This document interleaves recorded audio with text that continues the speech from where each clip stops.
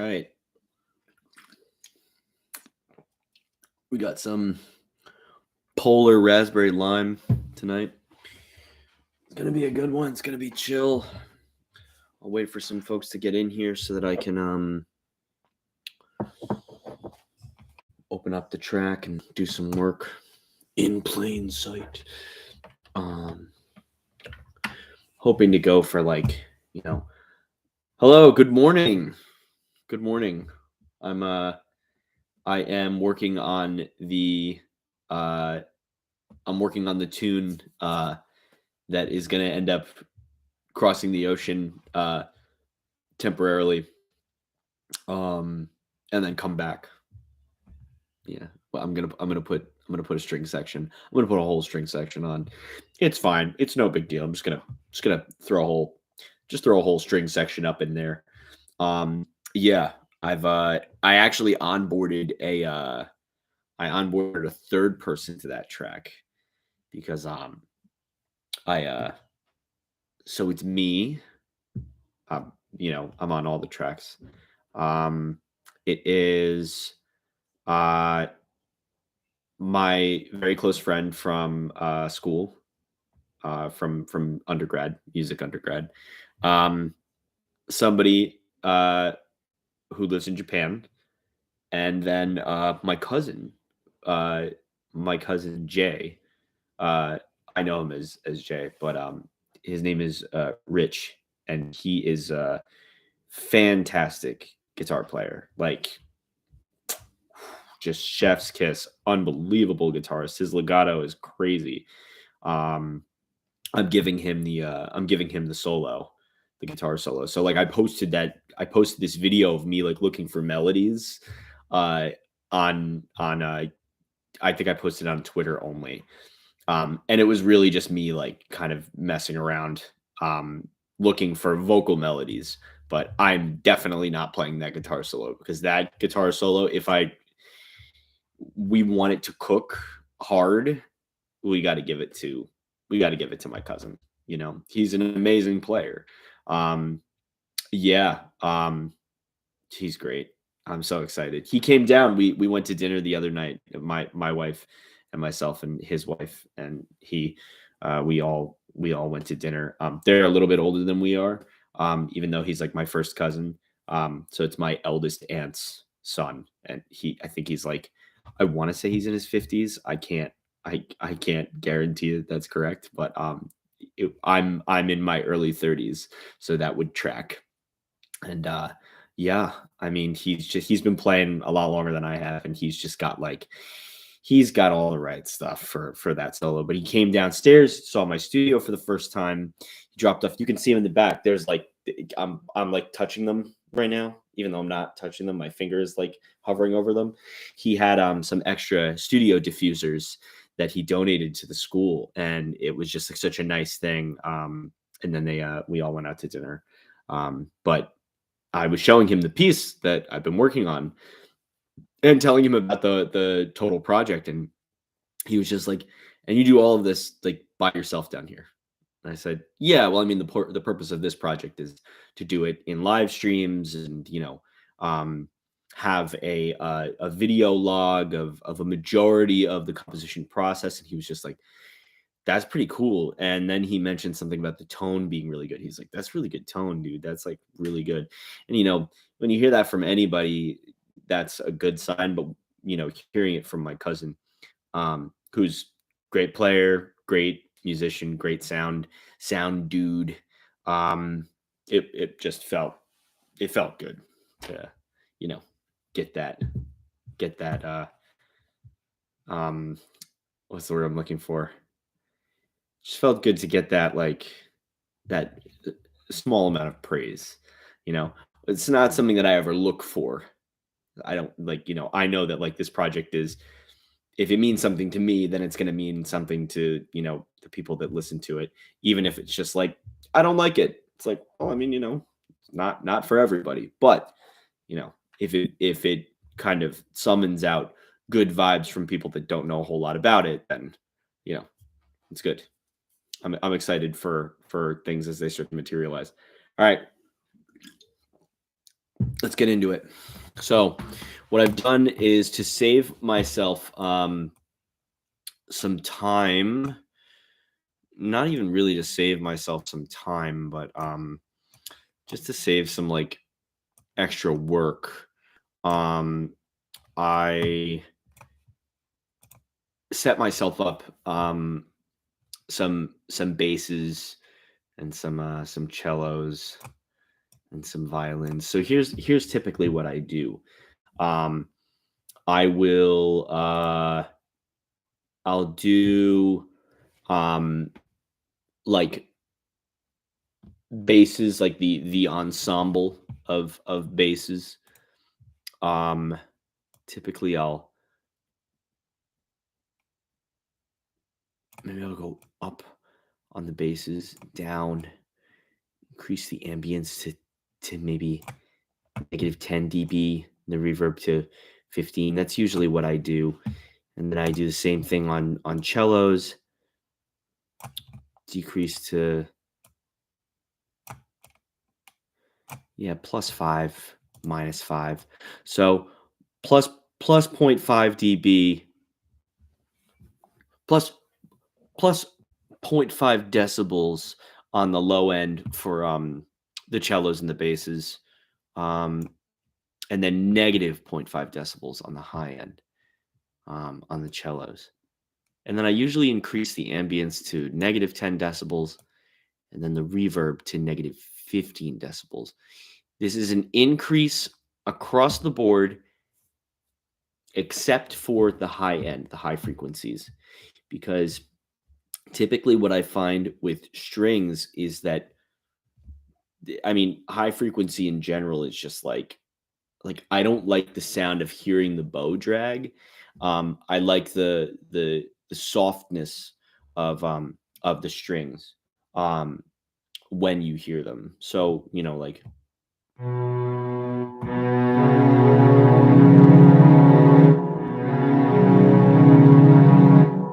that's like your cello noise.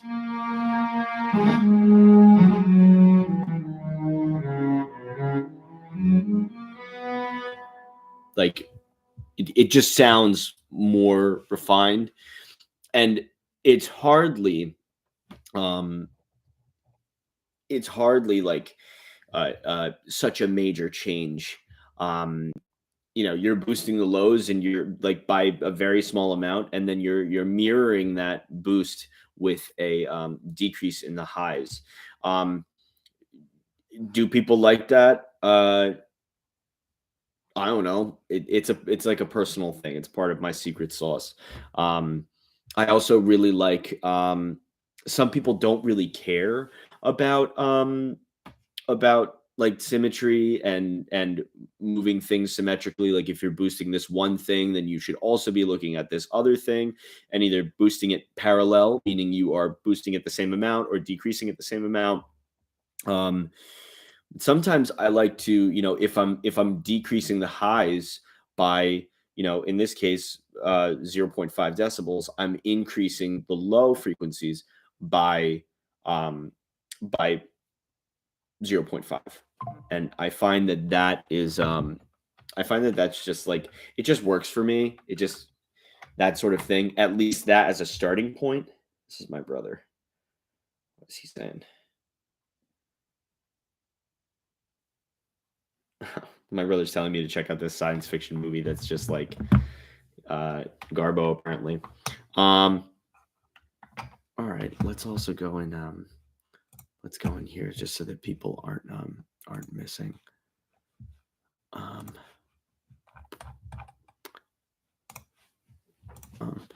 Not to break up the party. I have begun my songwriting stream on YouTube.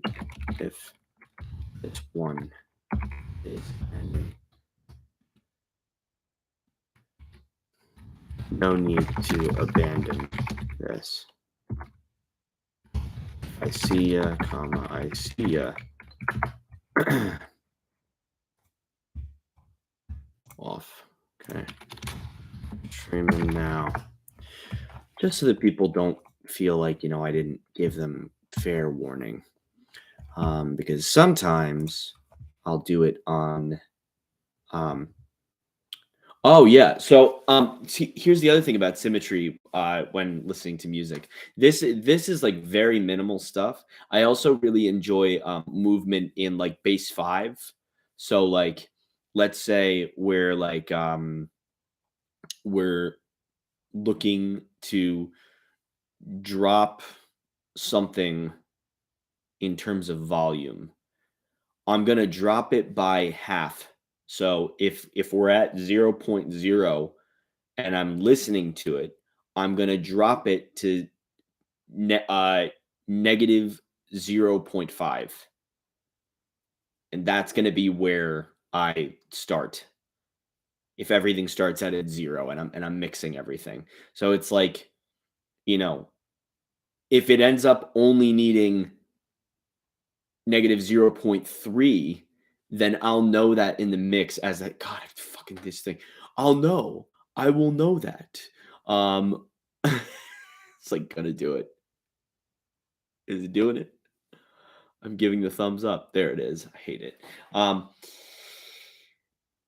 I'll know once all of the instruments get in there. But I won't know unless I, make those initial movements.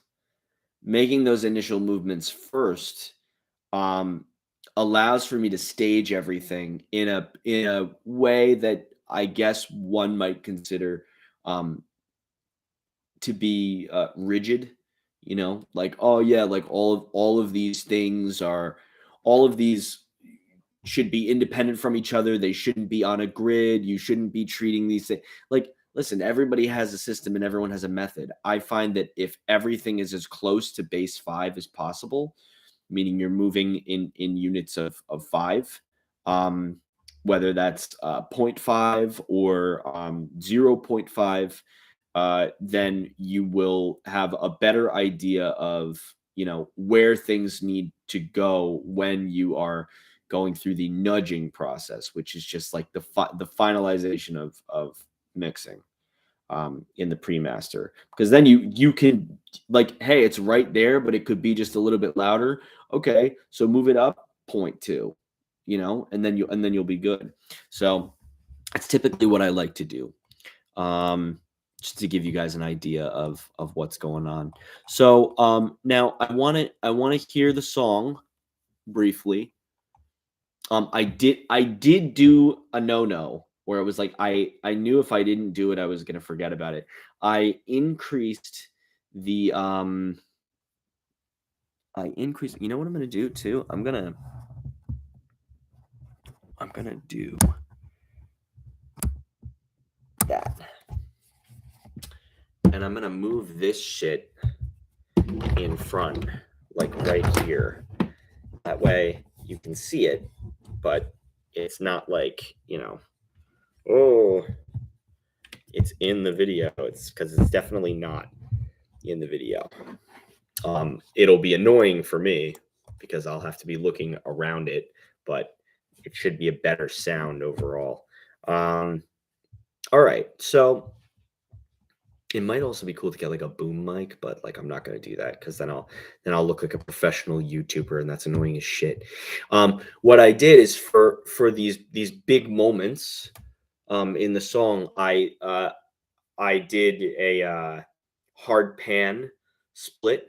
So when you want it to sound wider, I had the guitar set to basically, like, you can set it to center even though it's recorded in stereo. Um and so technically it's like it's in mono, but if you want the mix to sort of like get wider, you can have two guitar parts.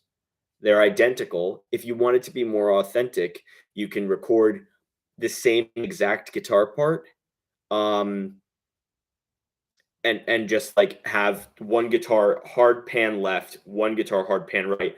But it gets to this point where it goes boom, and it's centered, and then it all of a sudden it's all out and around here. So now we have this. I mean, you're probably not going to hear a difference, but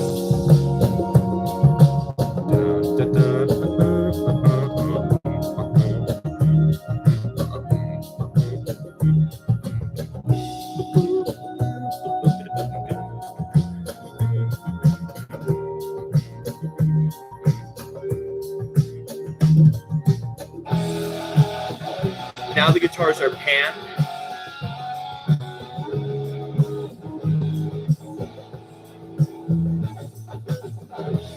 Very Weezer.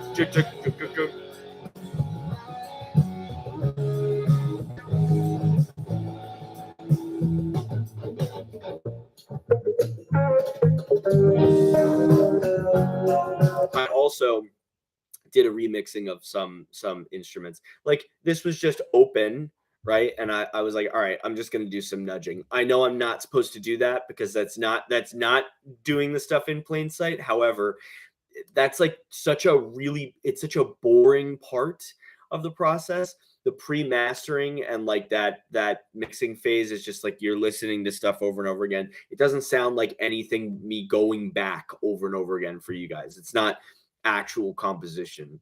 So it's like, like this is boring, Chuck. I'm gonna hop off. I'm trying to avoid people saying like, all right, I'm gonna hop off. I want people to feel engaged. So this beginning portion, it really feels like we need to jump right into the strings.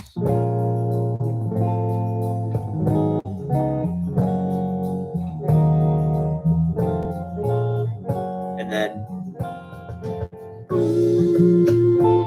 yeah, right there.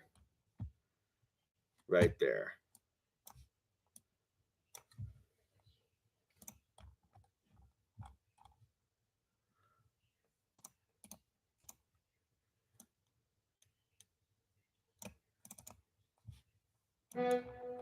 Basses.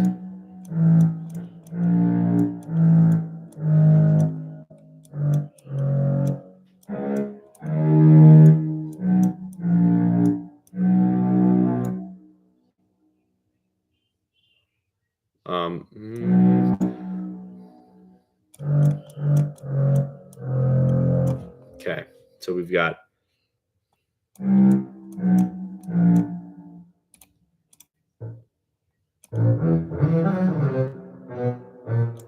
we're gonna start there. So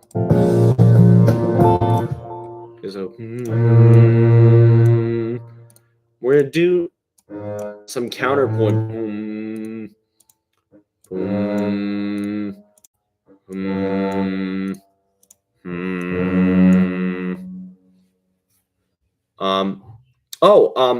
No, that's not a stupid sounding question at all. Not at all. A lot of this stuff is really hard to remember, especially when there's a million different programs. I specifically use Logic Pro X, which is it's Apple's DAW.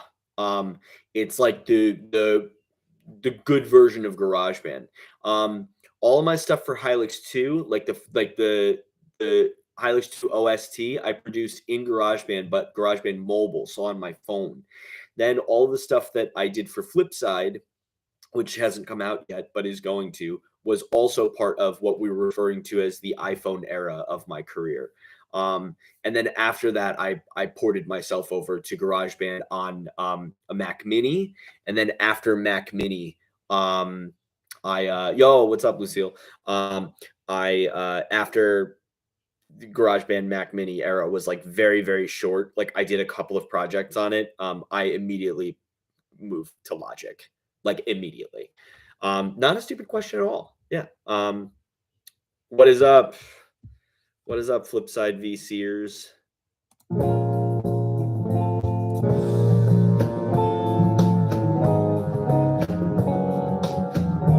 Okay.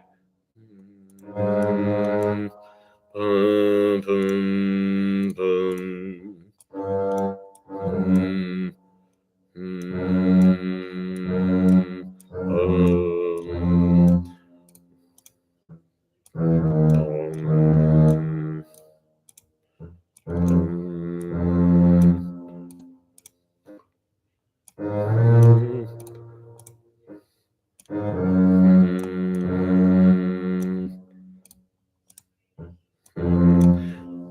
feels right.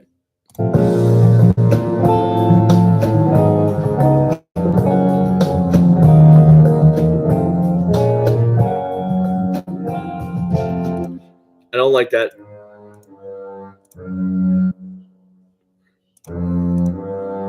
I don't like that one. That little chromaticism there just doesn't work. Doesn't.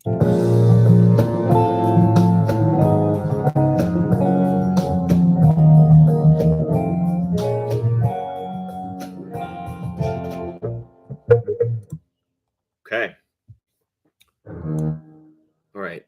Now this is set to 80.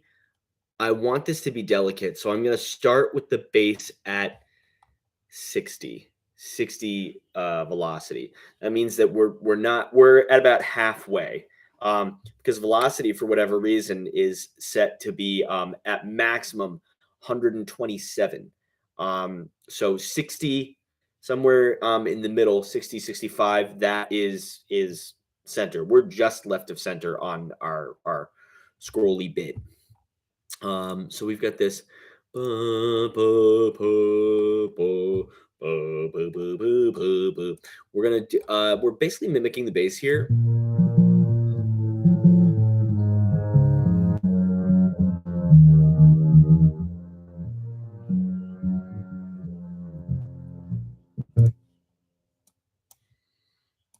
Yeah, it's nice. Okay. Now we're going to create the cellos section. We're just gonna have like this beautiful.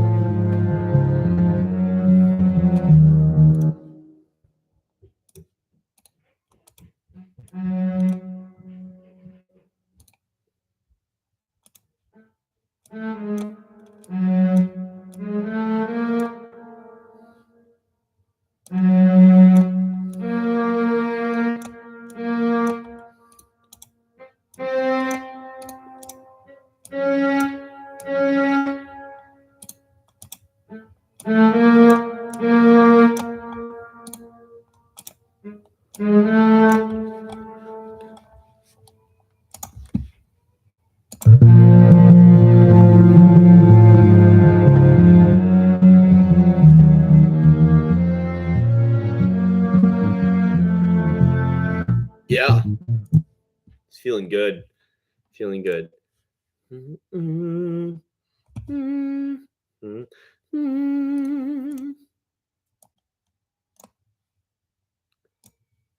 Sounds like my daughter woke. I can hear her like getting really upset upstairs. Sounds like she either woke up from a nightmare or, fell out of bed or something.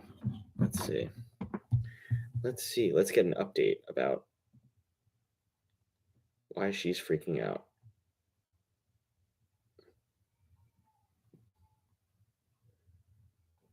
I bet you it was a nightmare. She's texting my wife. See, I've seen people shit on Apple's music program. So, no, yeah. I mean, a lot of people will say that like Apple's music programs are like, oh, they're it's too easy. It's for beginners.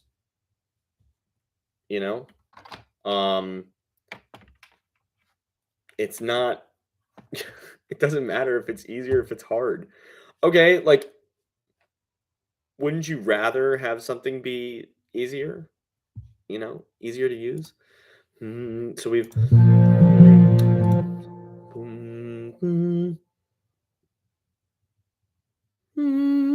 So we need the third. Boom.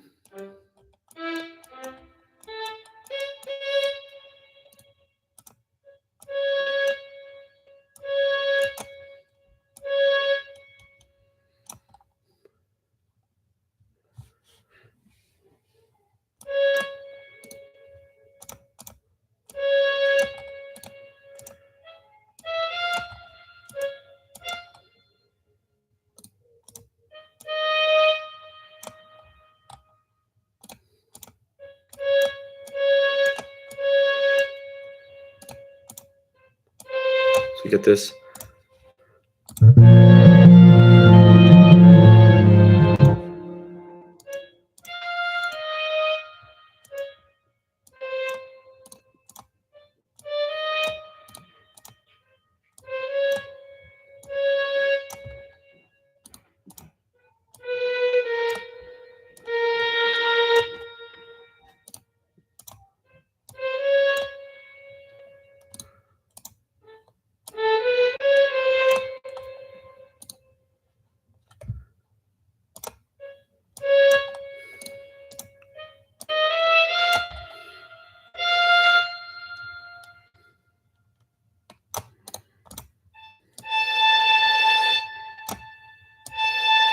I love being able to hear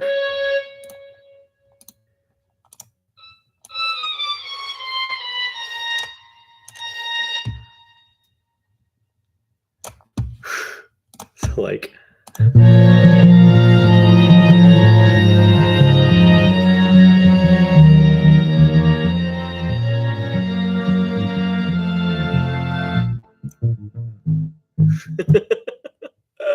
hello, hello, hello. It's good. Everything's coming along. We're just we're writing the string section for so this is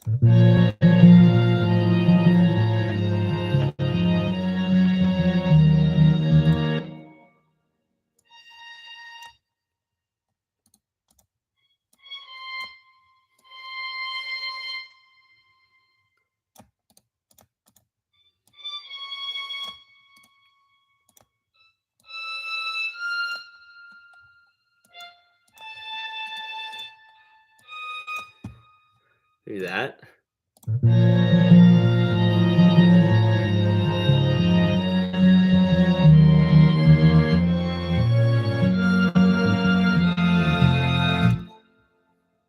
Mm.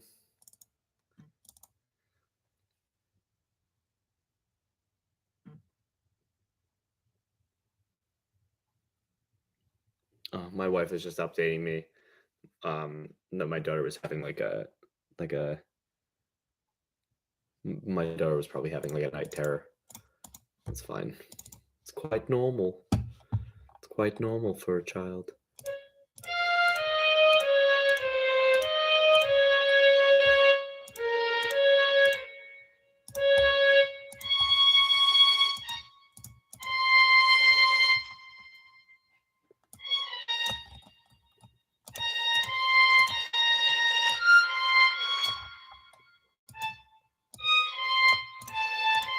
Okay, that's better. Closer, lead.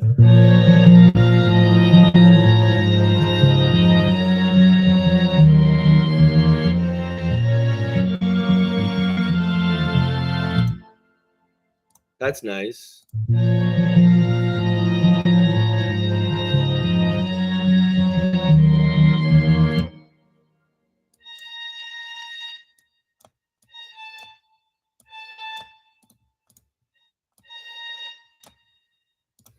This.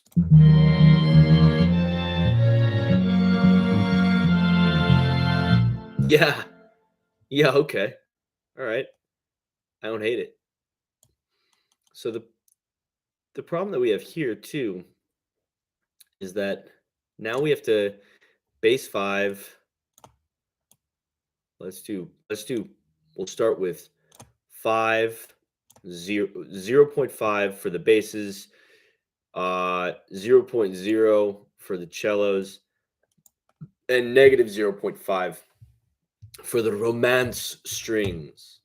Romance strings. Okay. All right. Here's the other thing too. I guess what we're gonna do is we're gonna do four. Okay, ensemble. Let's boost the ensemble to 20%. Let's boost that reverb here to negative 15 decibels too. See what happens. See how many strings we have now.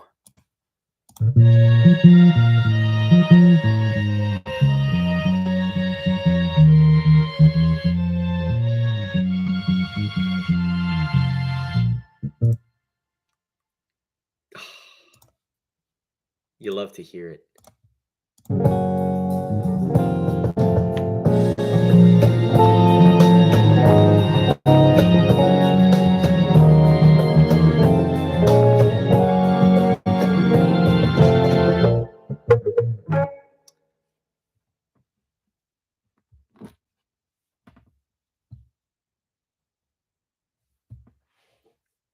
It doesn't feel good in the beginning. It doesn't feel good in the beginning. I feel like that needs to be in the back half. The second time that comes in. All right. So we're going to do this too. We're going to drop everything down an additional dB.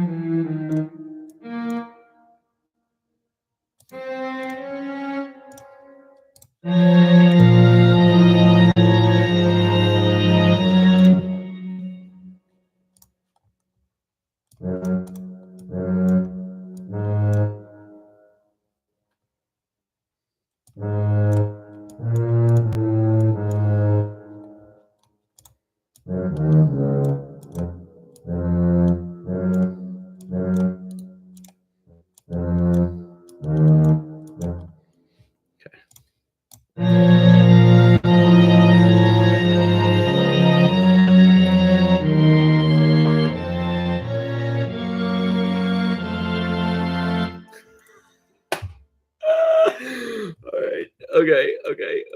All right. Relax. Everyone just calm the fuck down. Stop. Calm down. Don't do it. Calm down. Okay. So that needs to go here later in the song when we get to here.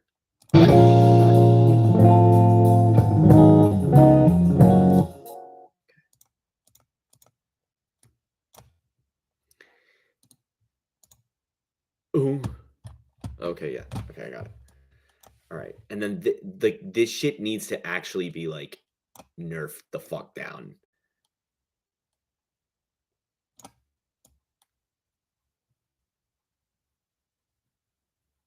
Yeah, okay. All right. Okay. Let's see. I got like a fucking itch.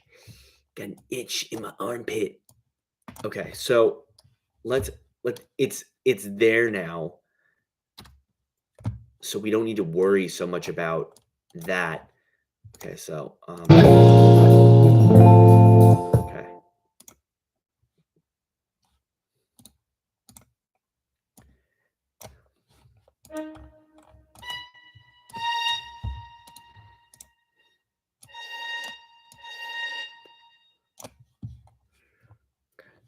All right.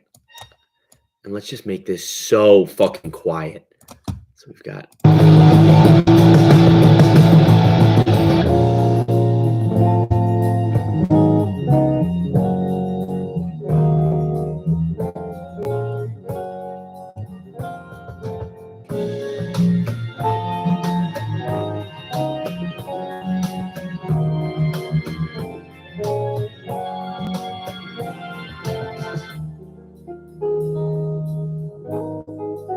all right.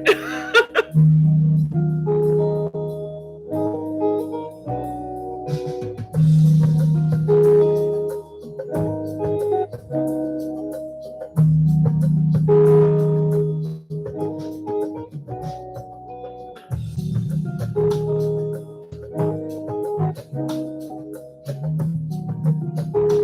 know, I might solo here. I was doing a PvP match and I really had to focus. It's back to the last stream and I listened to.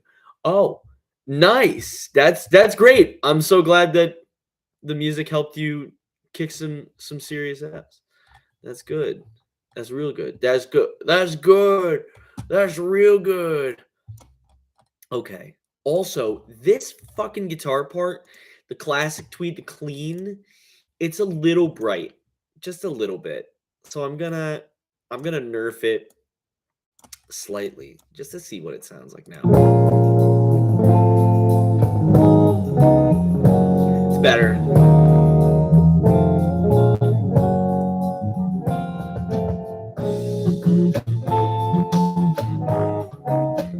I'm probably gonna add vocals there too. And then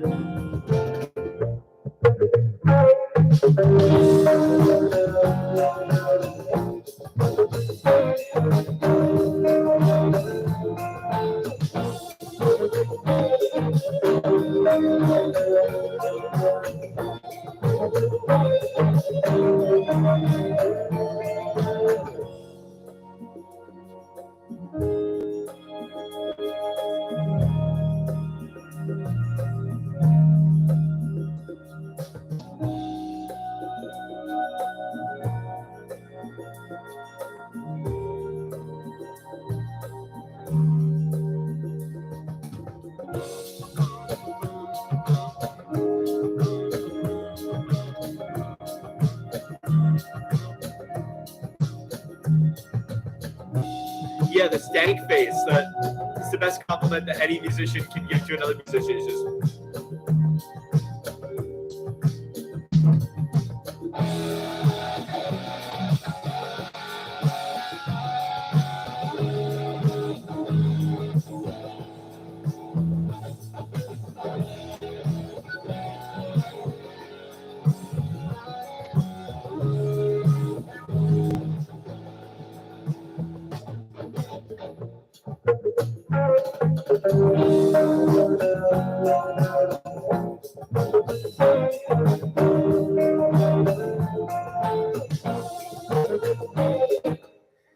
You know,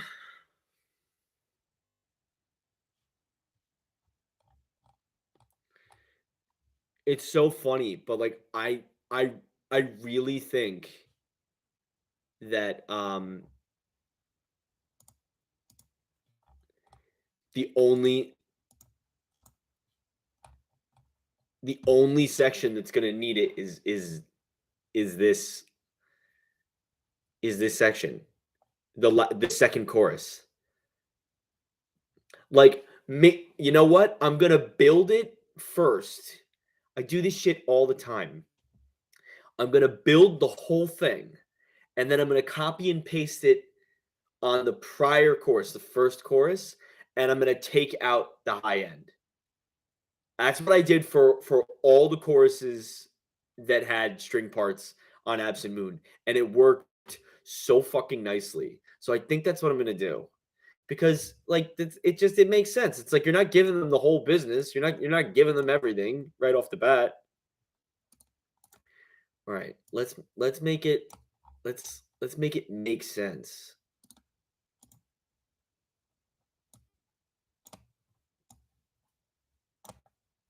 Okay, create. All right. I think this is, you know what we'll do? We'll just do this too. Oh, Jesus Christ. Jesus. Okay, yeah, maybe we'll just do that. So this is okay.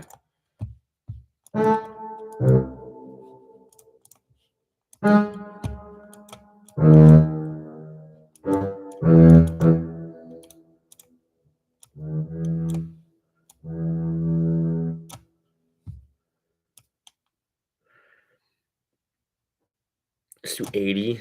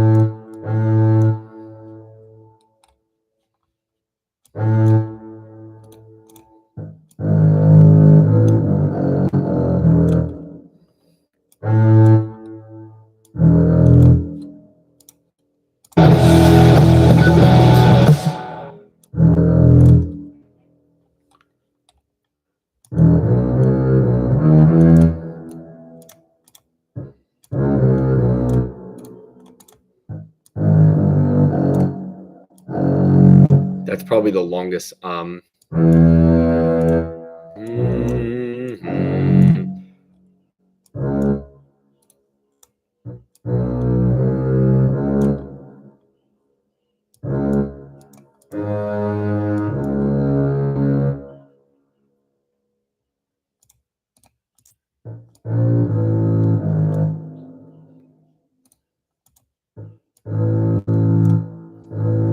Okay, so we'll drop it down there.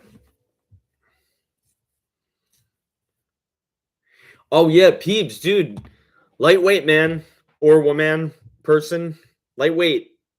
Just keep lifting. I used to go to the gym a lot, and then I stopped. So now I'm like wickedly out of shape, but it's fine. I highly recommend. I highly recommend. I endorse going to the gym. Wait, is it gonna work? Is it working? There it is.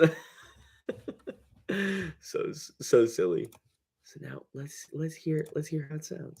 So this is.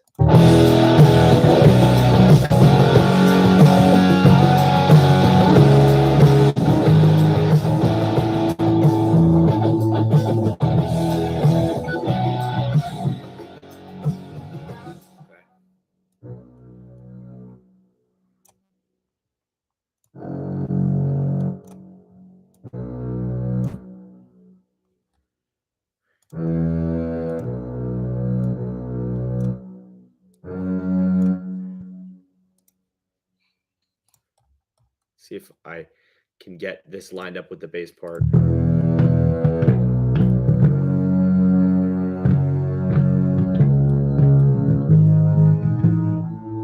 Okay.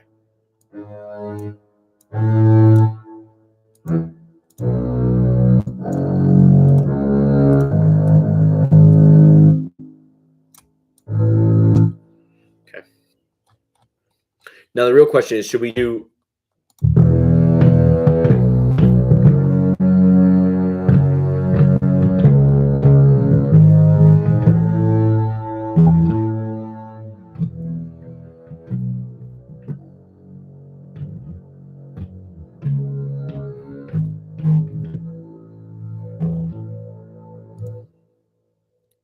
Okay, that's actually really good.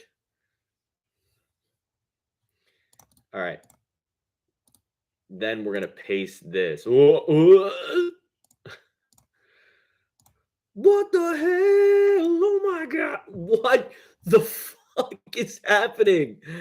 Okay, all right. Everybody, just chill for 2 seconds. Holy shit! All right, paste. What the fuck is happening?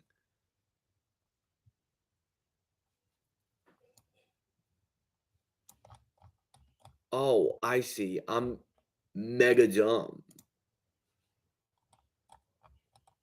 All right, Jesus.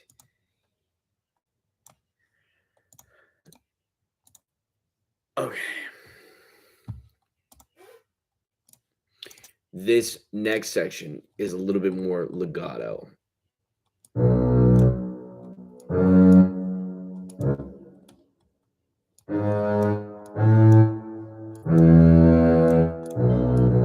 Not legato, just less like there's less syncopation in the rhythm. 210 during my depression, I lost some of that to me walking a great distance frequently. Yes. Yeah.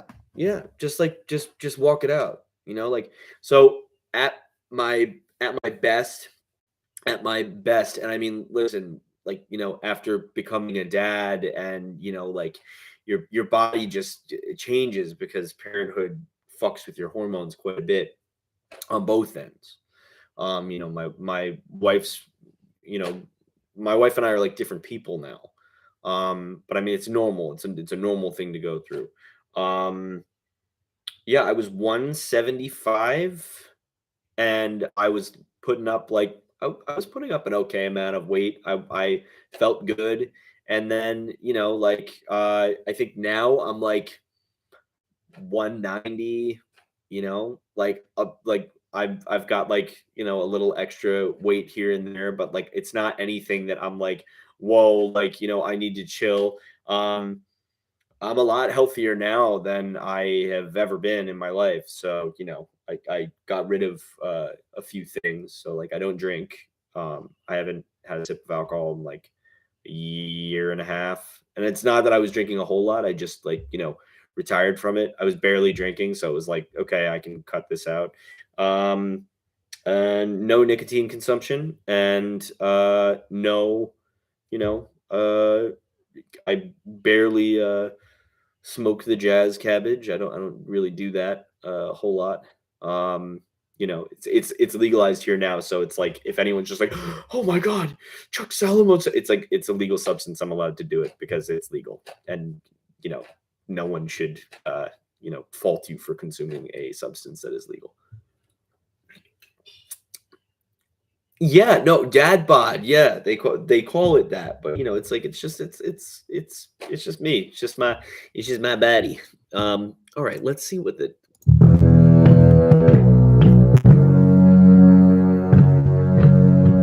love that.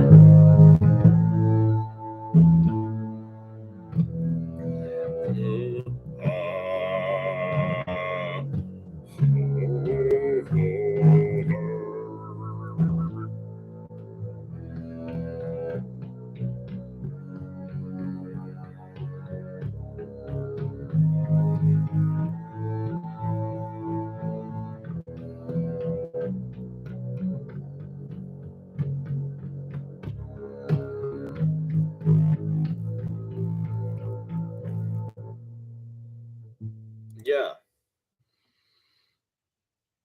yeah, that's fine. That's good. Okay, so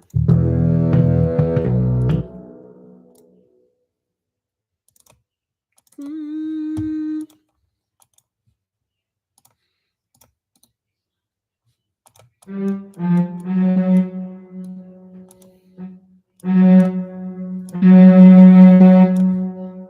okay.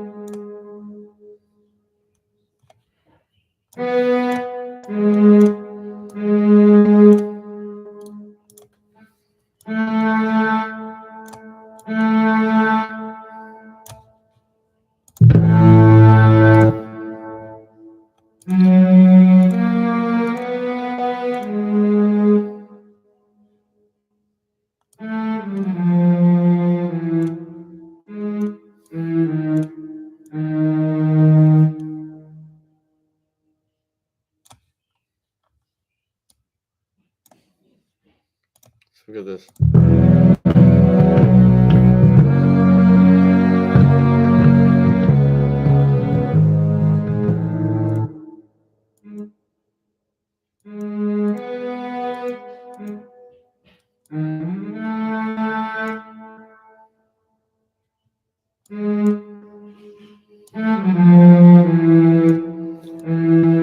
Maybe it's that.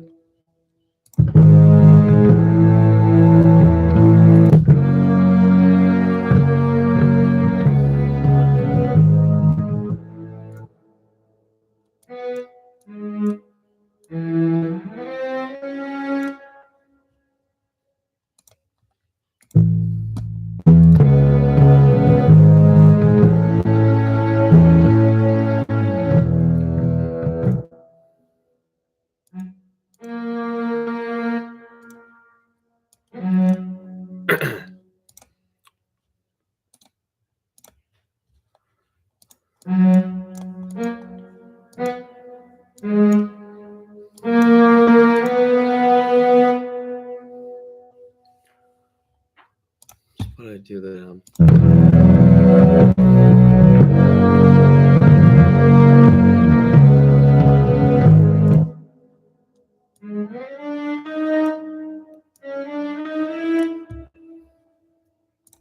maybe that.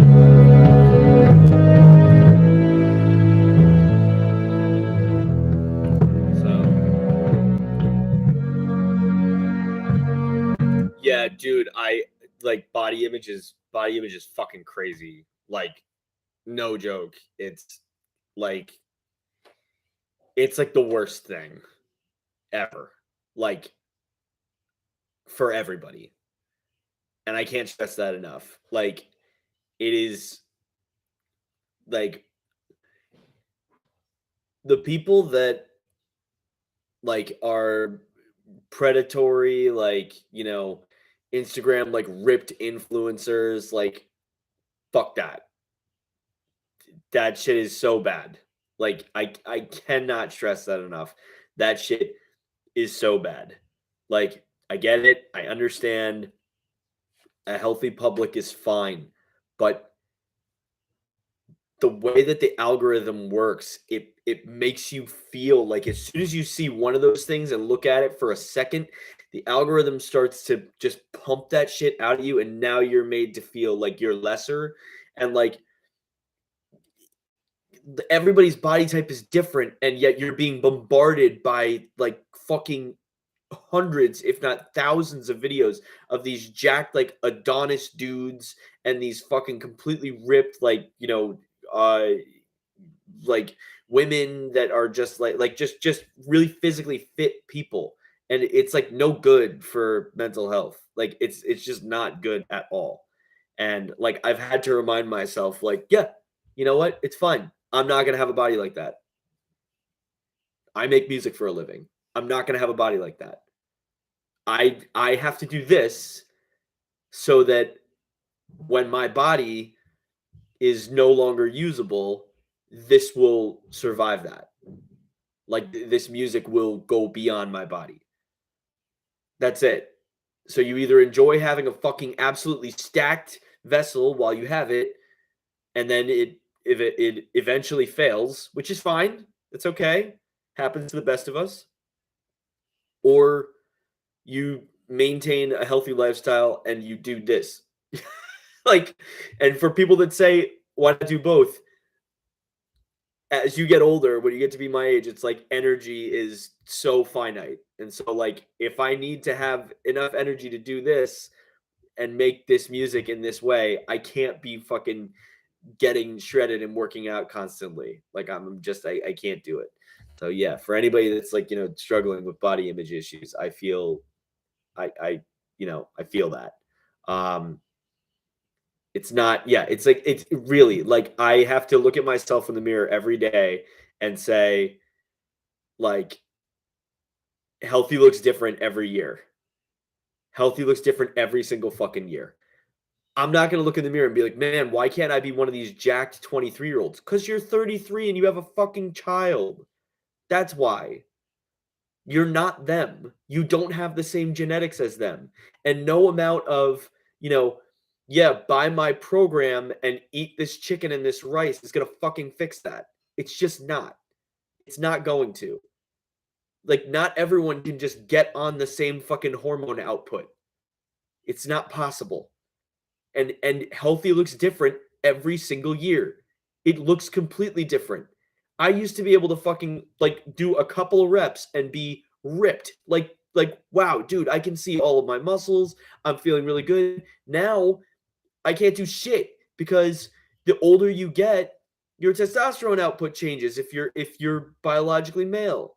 And if you're biologically female, your estrogen output changes. Everything changes.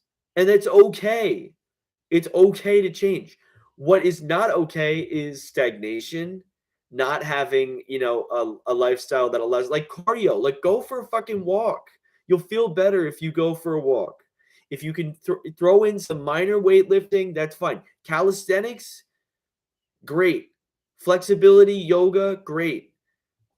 These motherfuckers that are out here on these social media platforms that are getting ripped, like fucking huge, seeing these muscle fibers, like, like, dude, stop. No, not everybody is, and I'm not saying that like it's a bad thing. Good for you. Good for you. But it's no different than being like, oh yeah, and like, that's like how I feel when I see a Rick Beato video. And that guy's like one of the biggest YouTubers ever. I don't give a fuck. He's not gonna see this shit. I don't care. Everyone shits on that guy because he's like this monster musician and he's had a career for a really long time and he's got, a ton of education and he'll just shred his shit off and then he'll say, "Yeah, just do it like that." Like that's his catchphrase. That doesn't fucking help anybody get like fall in love with music. It doesn't. You're inspiring you're inspiring 0.0 people. The only people that you're inspiring is musicians that went to school, got a degree, are busting their asses every day, hate your shit. They're not liking it because you're telling people like, yeah, and with my time tested and proven system, you too can develop perfect pitch just like me. No, not everyone, like stop cookie cutting people. Fucking stop it. It's so annoying. I would never expect any one of my students to do shit the same way that I do it. You want to know what my job is as a teacher? My job as a teacher is to learn about the student and learn about who the student is going to become and stand there with them as they become their own musician. I can guide them and I can inspire them and I can give them good ideas and I can nudge them in the right direction. But I cannot be the person that is going to basically be like, they can't be a cookie cutter version of me. That means that I'm a bad teacher. If the student sounds exactly like me, then I fucking failed. If they have good ideas from me and there's like a little bit of me in there, great. But they need to find their own voice, just like people need to maintain their own bodies. If you want to look like this in 3 months' time, no, just say fucking no, because it's not going to happen. Holy shit. It's like, oh my God, dude. People need to stop putting pressure on themselves and they need to stop, like, get your kids away from that shit because that's going to fuck them up for life. Like, listen, all I need to do, hey, it's me. All I need to do is I need to be the person that I needed when I was young. That's it. That's it. Like, band instructor way back in high school, I've needed to. Yeah, you're like, my students,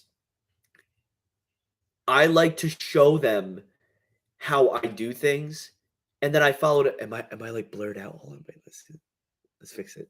Okay, there we go. I like to show my students how I would do it, and then I say like, yeah, okay, so that's how I do it, and then I literally wipe the slate clean, and I say, now how are you going to do it? What's going on in your head? How can I help you manifest your ideas? How can I? Yes, I do. I do remote lessons. I love teaching. I love teaching in virtual. I thought that I wasn't going to be any good at it. Like I thought there was going to be this major disconnect. But COVID forced me to get really good at teaching in virtual, and I actually like virtual is amazing. It's so much fun, and my lesson times are. If anyone ever has any questions or whatever, you can hit me up on literally any social media platform. Just send me a DM. I'm not gonna shill my lessons here because that's not what this is for. But if we're talking about the philosophy of making during these things, and like we want to take a break to just discuss things and how this whole thing gets made.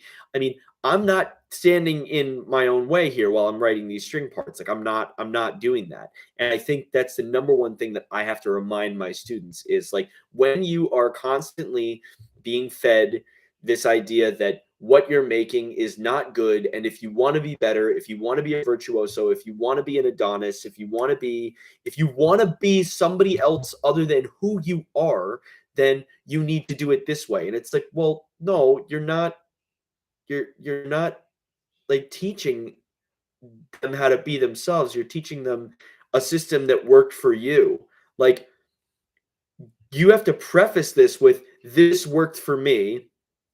And if you try like if you're selling an idea that's like, yeah, and this is all based on variables, like personal variables, like, oh, take my take this survey, and then I'll try and figure out a plan that works best for your body type, your blood type, the type of person that you are, whether you're, trying to achieve these biological capabilities or not. That's different. But like this whole thing with, if you want to get shredded in fucking this amount of time, you need to buy my. It's like, dude, no. Or if you want to learn how to be a better musician in no time flat, like this guy that's trying to sell piano lessons, and he's like, 1 month of playing piano. It's like, motherfucker, nobody is playing like that after 1 month. You should not be selling this idea that people are going to be fucking connecting the dots and playing full-blown pieces with Alberti bass in a month. It doesn't fucking work that way. Also, when are you going to teach people about music theory?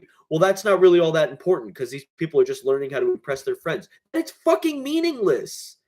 It's meaningless. And I can say that confidently because I was the type of person who literally had an attitude that music theory didn't matter. And I was really callous about it. I was like, yeah, fuck theory. It's stupid. That's like saying, fuck the language that I'm speaking right now. It's dumb. And I don't care about the words that I'm saying. Nothing that I'm saying makes any sense. Have you ever heard the difference between somebody that's well-read, well-rounded, and a well-learned individual speak about a topic, and then a person who's just like really good with slang and like, has like better street smarts, and they're speaking to you about something? It's different. It's the same thing with music. If you have an idea of where this shit comes from, then you will be a better musician. You don't necessarily need to use it in writing, but the exposure to it is so fucking important. It's so important. And I'm allowed to say that because there was a time in my life when I was 18 years old and I was just like, yeah, music theory is for fucking nerds and I hate it. Maybe it's still true. Maybe music theory is for fucking nerds and I'm just a fucking nerd now. But like, holy shit. Cookie cutter, yeah, it's like they're using workout scams to monetize music lessons. Yeah, no fucking shit. It's the worst thing I've ever seen. It's so bad. It's shilly as fuck. It's cringy as fuck. It's terrible.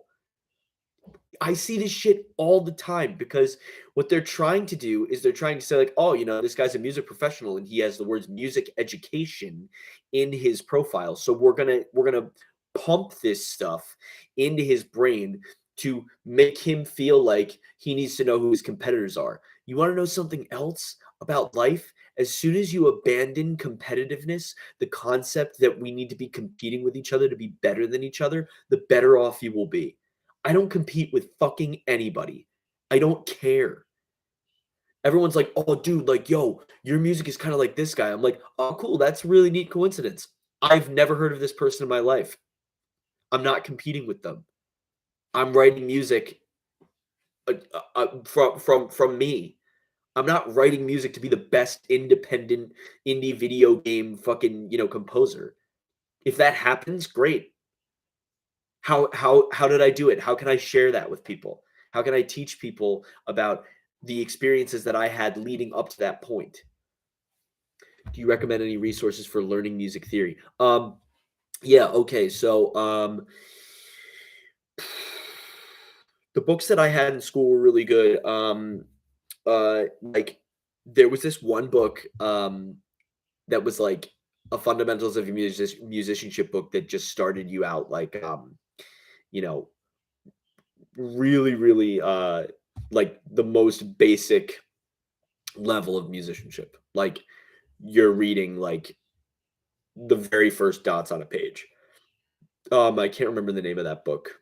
Oh, Ottman. Um, I think it's hold on, let me see if I can find it. Ottman, Music for Sight Singing. Music for Sight Singing.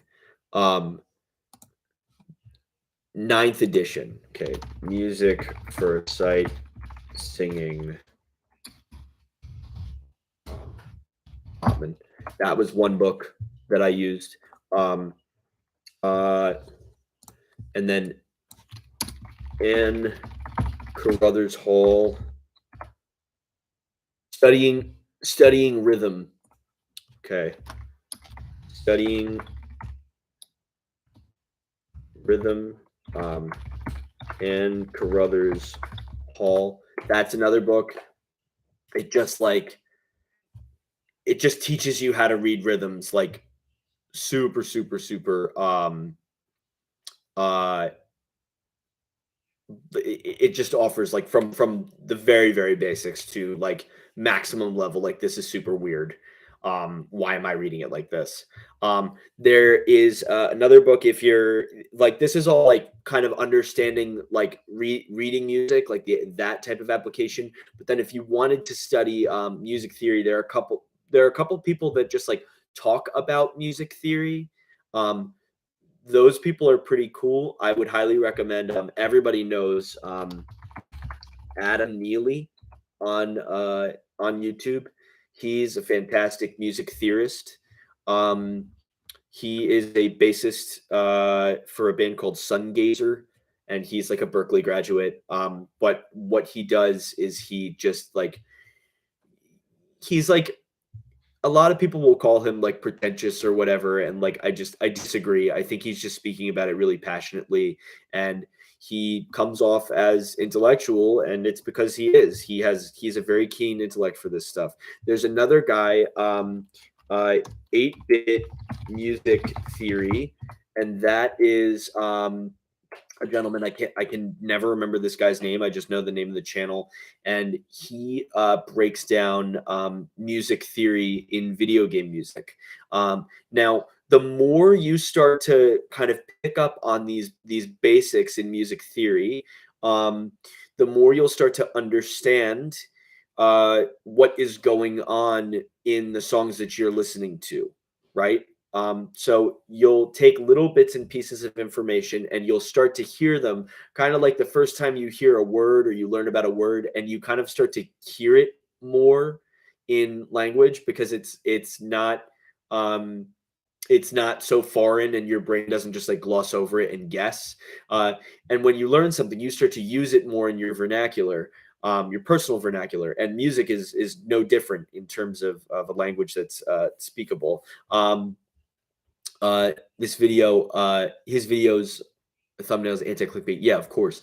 I'm gonna stand up really quick and go over to my library back there, and just see what the name of the other book is. It's a music theory book that teaches you. It's a college text, so you might be able to find the PDF for free. But if you have to buy like an edition that is lesser, these are all the textbooks that I used in college, from like not knowing shit to knowing my shit. Give me 1 second.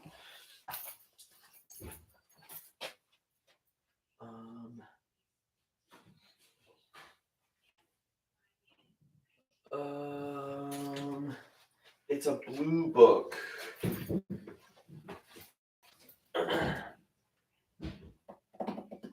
Yeah, my wife may have taken it out because this is basically her library now. Oh wait, I found my study rhythm, my Ann Carruthers Hall.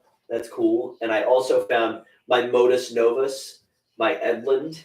That's an atonal sight reading book. I gotta find this book. It. I'm wondering if I still have it, or if it might be upstairs. You know what? If I just like Google it really quick, I bet I'll be able to find it. Okay. Let's see. Okay.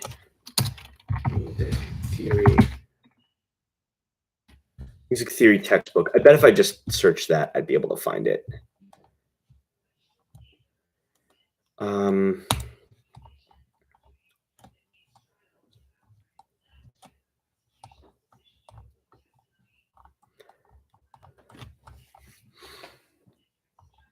Yeah, what music theory book should I buy?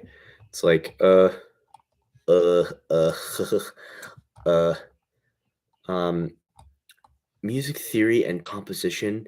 It's not that. Um, I bet if I searched, um, what music theory book is used at Mason Gross School of the Arts, because they haven't changed. They haven't changed their texts. Okay, syllabus. Wow, I can search. I can get the syllabus online. Wow, look at that. Okay, introduction to music theory. Okay. All right. No, I don't ask 5 free questions. View the full document. Yeah. No, I don't want to join Course Hero. Son of a bitch. All right, it's fine. Um, it's yeah, like you could probably get away with searching a uh college level music theory textbook. Let's see. Best theory books. Um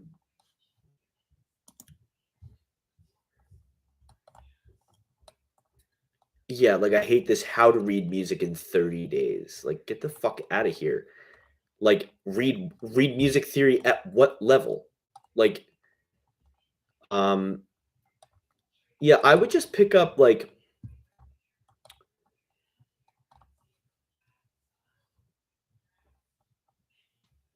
I would just pick up like almost any music theory book like just from a general standpoint. Don't like if you want to get like a music theory book that is for guitar, get one for guitar. You want to get one for bass, get one for bass. But you'd be doing yourself a service by getting like a general musicianship music theory book that teaches you about like music as a language. There's another book that I'd recommend. I'm looking at it right now. It's called Guitar Aerobics by Troy Nelson. Um, Guitar Aerobics. Um, Troy Nelson. And uh, the book 20th Century Harmony. It may have been. No, it wasn't 20th Century Harmony. Um,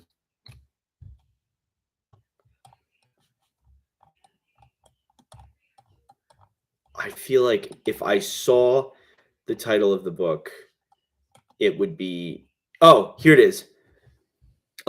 Harmony and voice leading. Yeah. Okay. Harmony and voice leading. Edward Aldwell. Here you go. Harmony and voice leading. Aldwell and here's this other guy, Schaefer. Schaefer. Newest edition, or you could just get yeah. Those are the 3 books that I learned out of predominantly, and I think my wife just like threw some shit down the stairs, the socks or something. Um, yeah, yeah. Oh, you're welcome. I'm happy to. And again, like the other thing is, I'd like to consider myself a good teacher. If it's not clicking, if whatever's happening in those books is not clicking, it doesn't hurt to look for something that is going to click. There's nothing wrong with being like, damn, a motherfucker really doesn't understand this yet. If you look at it and it's like really overwhelming, like, holy shit, I don't know what I'm looking at, then start at something that's a little bit, less in depth. The this book here, this harmony and voice leading book, it starts you out like you are looking at the most basic shit that you could possibly look at it, and it takes you throughout everything, and it gives you some historical um uh historical developments as well. Like, yeah, and so when this idea first came on the scene, it was like, we wouldn't start to see this idea until like mid-Renaissance period, or like, towards the tail end of the Baroque period. And here are some notable composers, and here's some excerpts that exemplify this, so that you can see not only what it looks like, but the application from the piece that it is, a piece that it would be well known from. Like, I'll never forget like hearing something called a cambiata for the first time. I was like a freshman, and it was just like,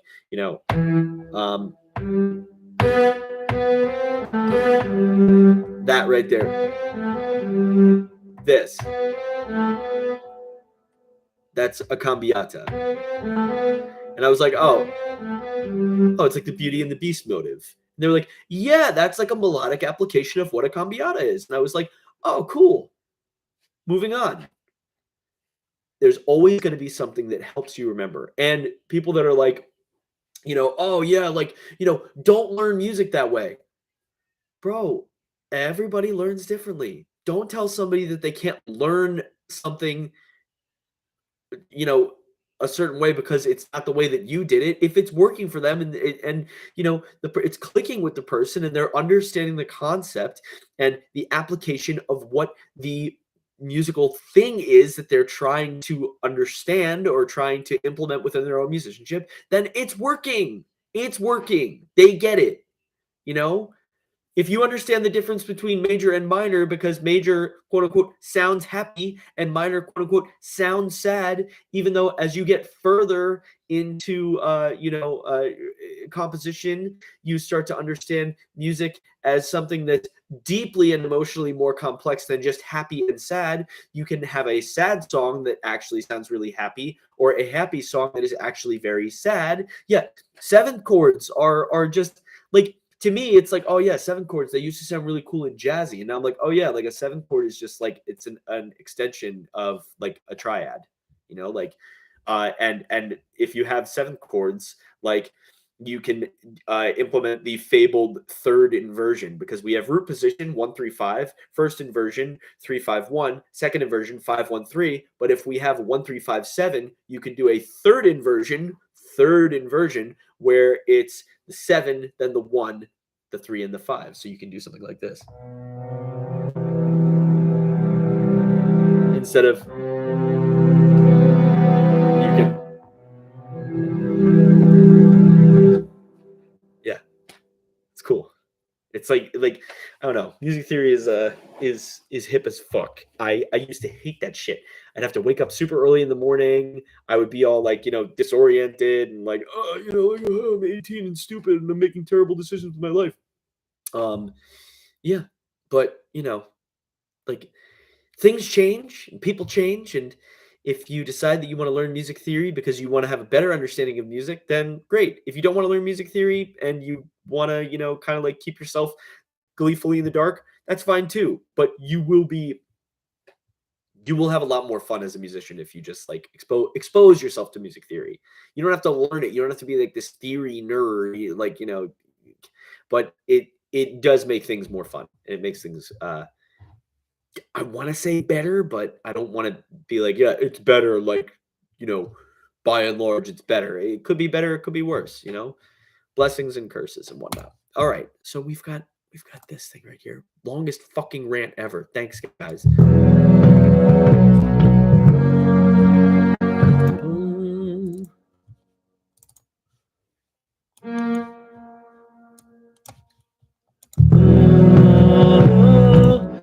What if I did bump up?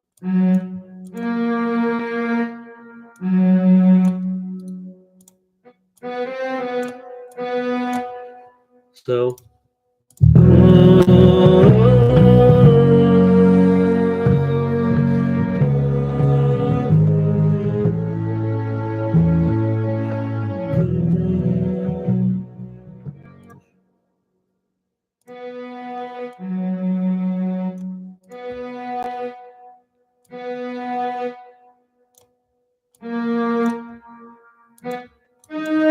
I'm gonna put that later.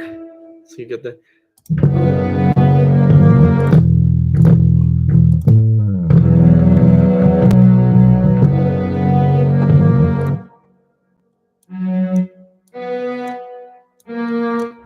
I'm gonna do that later. I see.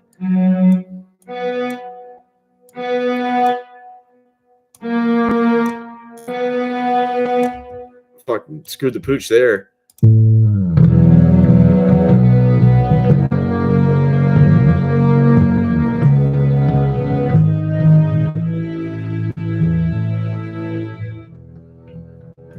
Okay.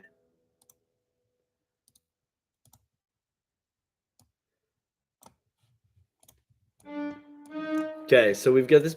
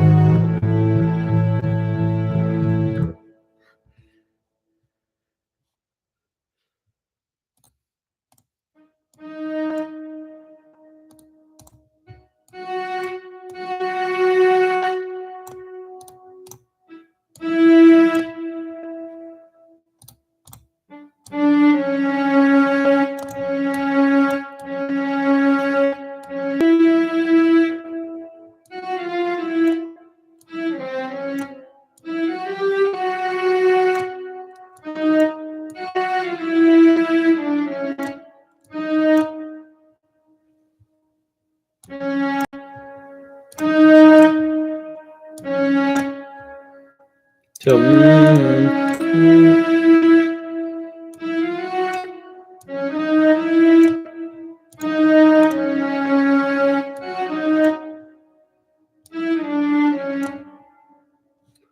this.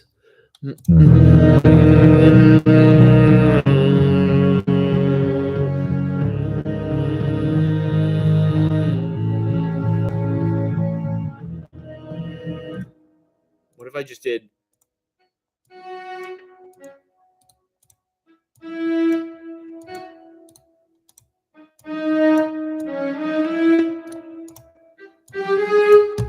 Parallel thirds all the way.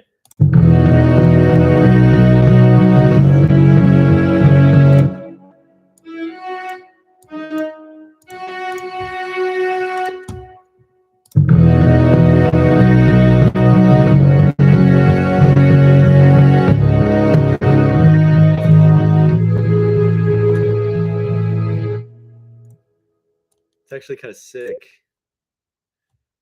Okay, so now this is what it sounds like all the way.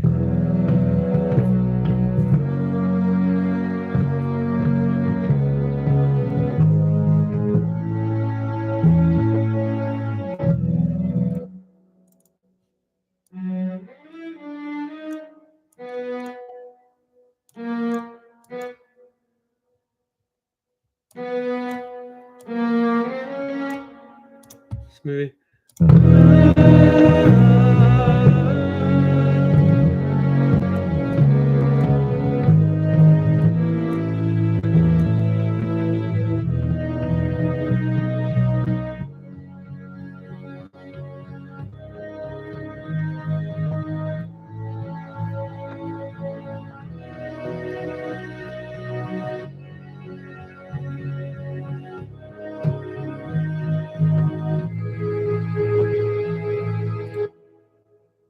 All right. Maybe we'll just do.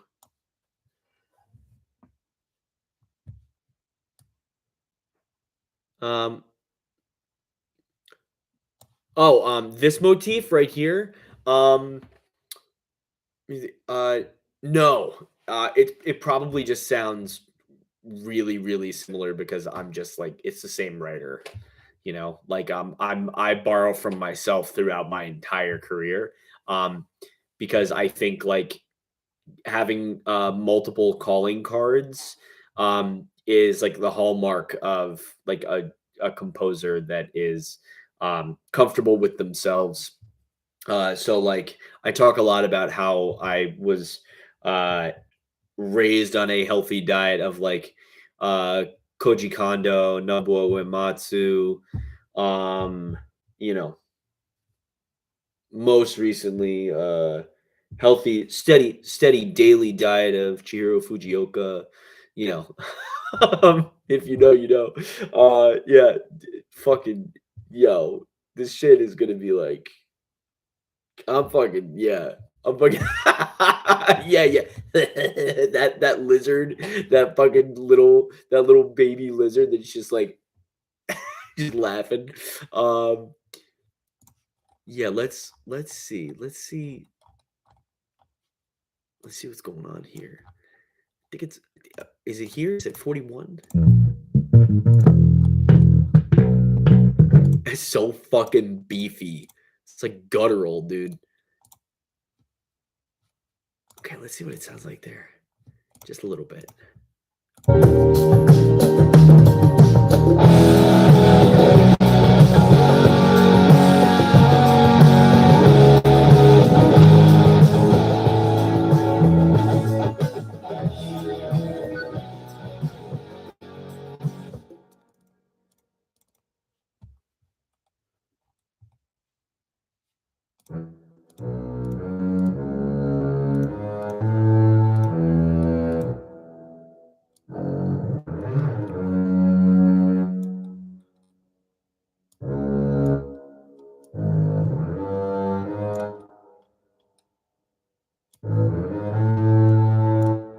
Yeah, I think I'm just gonna do it twice that way. That way.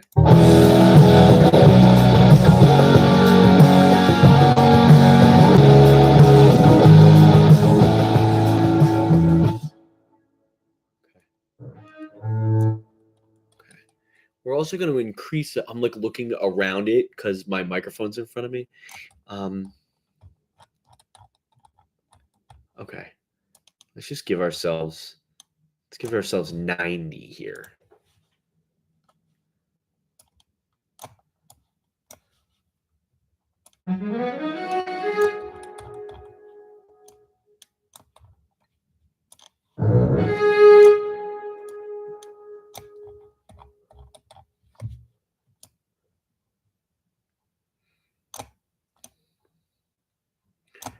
Yeah, see how 90 sounds. Okay.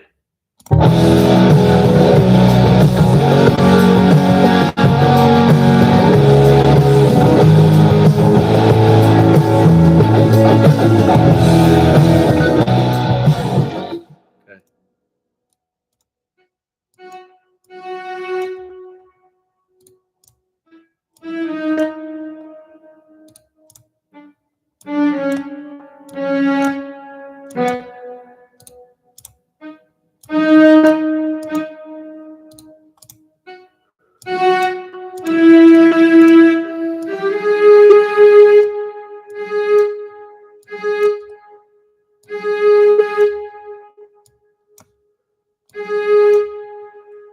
Okay. Now we're here.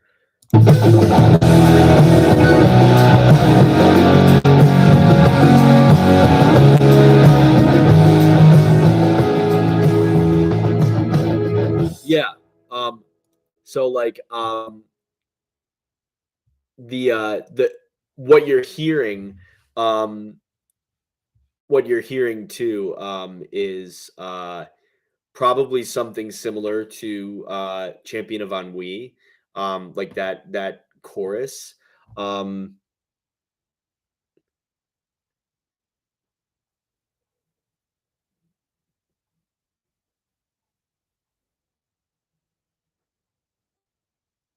yeah, because the chorus bum bum bum bum. Um this is bum bum. Yeah. The second chorus or the second chord in the chorus is different.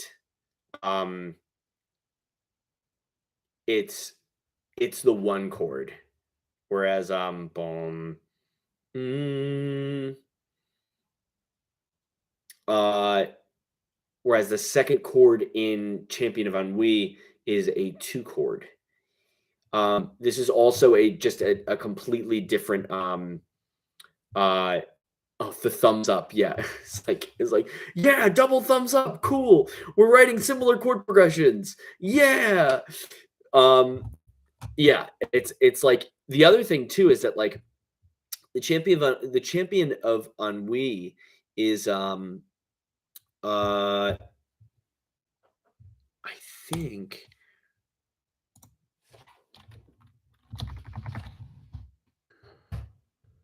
let's see. I'm playing my own shit.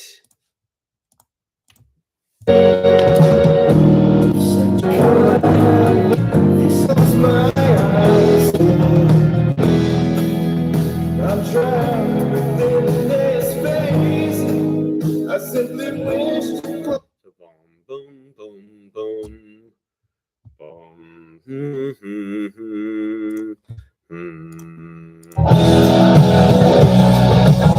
Yeah, we're really close, but it's like a completely different it's a different purpose. But I want you to remember that, like, the champion of ennui is about, like, I don't want to say, like, because we were supposed to do the stream this weekend, and it's like, I don't want to reveal too much, but that chord progression to me is like, it's it's redemptive. Um, and these songs are similar in terms of what the purpose of the song is. Um, for Wayne, um, this is about making peace with the fact that Wayne, the character that you play in Hylix 2, at the end of the game is not happy. Basic. Basic. I don't want to do this anymore. It's one of those, like, like in a musical, there's like a song called an I Want song, and Wayne wants to not do this shit anymore. And so this chord progression for me is like a sense of wanting. And this song in general is like wanting to make wanting to find your people through music. That's the point. So if you heard the chord progressions like, oh yeah, they're pretty similar, that's a good thing because that's like, yeah, it is the mood. It is really the fucking mood. Yeah, so you've got this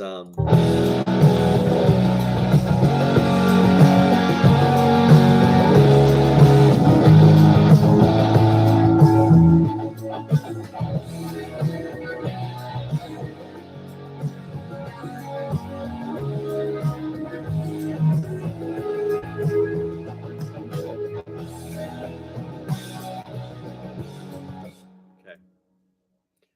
Now we're here.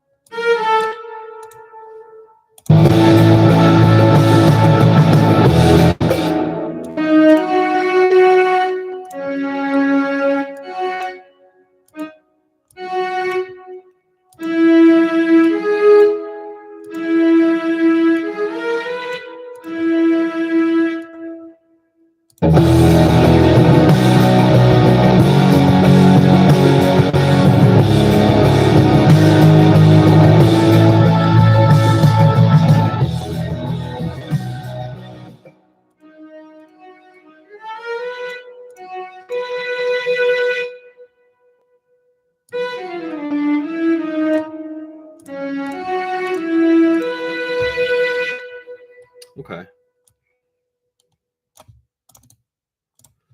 I'm gonna do that. Do that. so that this is here.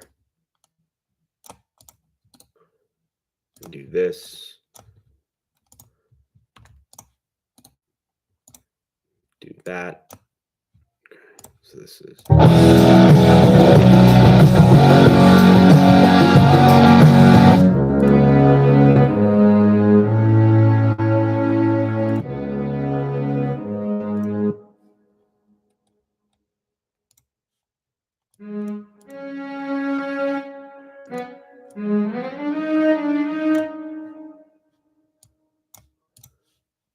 We want to avoid double up notes.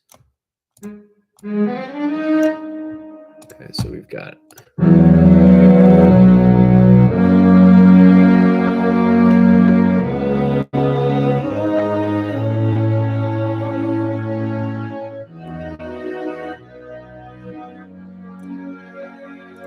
Okay, glad that I found that.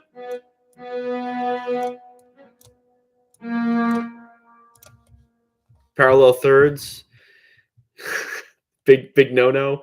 Without music theory, the emotion in your start almost happens on accident. Yeah, well, I mean, there you go.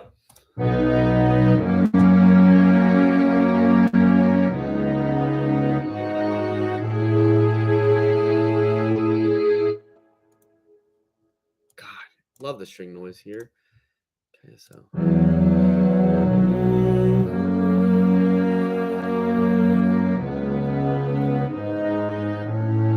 Good.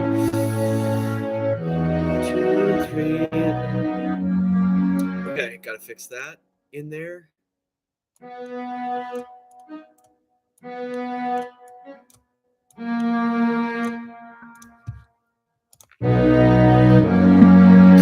Three, 4. 2, 3, 4.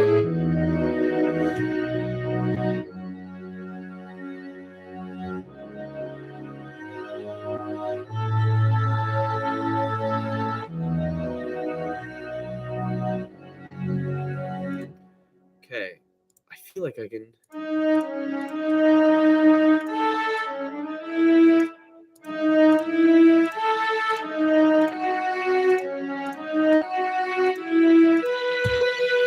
Yeah, okay, so.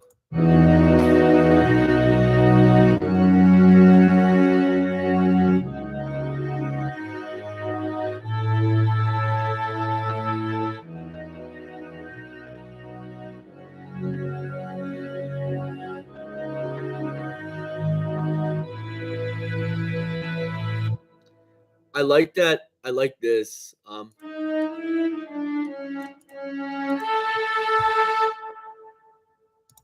I like that 6, that 6 in there. Okay, so now we just have to hear what this sounds like here.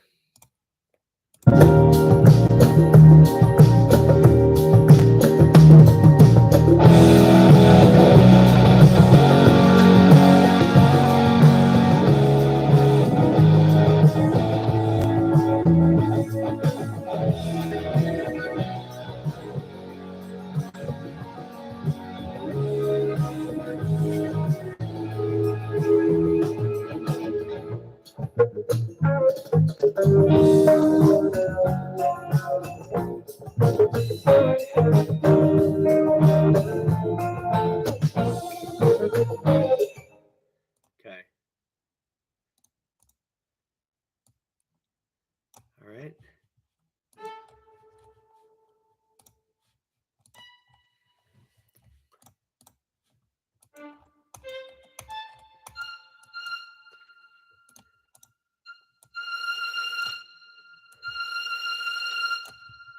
Yeah, just like a just like a little baby, like.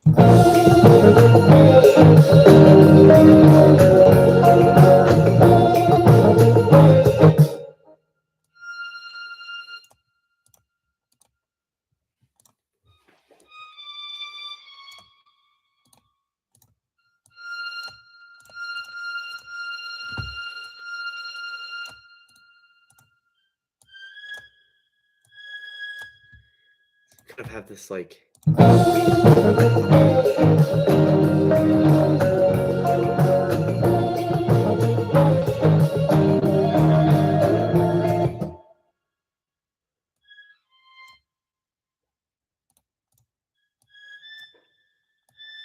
It's like a separated chord in such a weird way.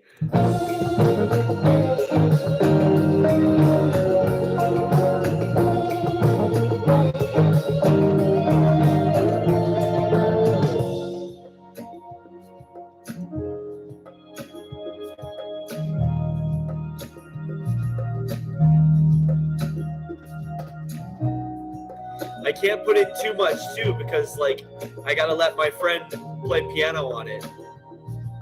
So these are just minor embellishments. Fast forward.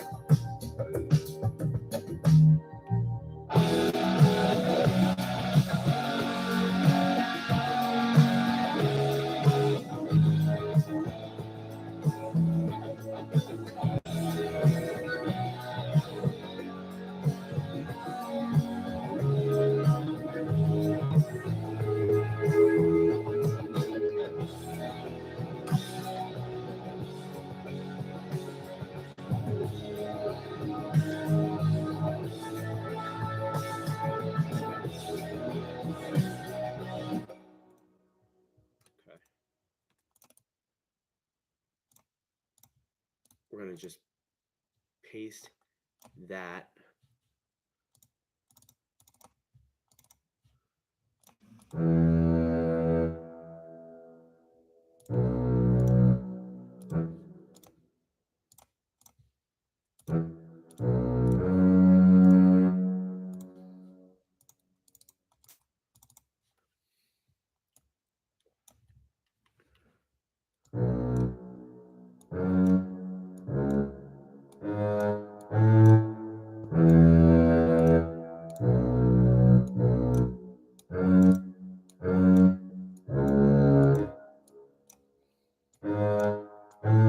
Okay.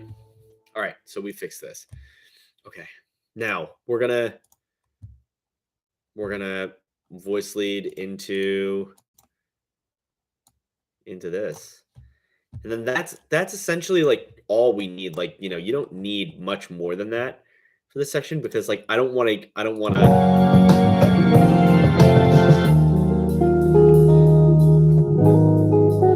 because I'm gonna be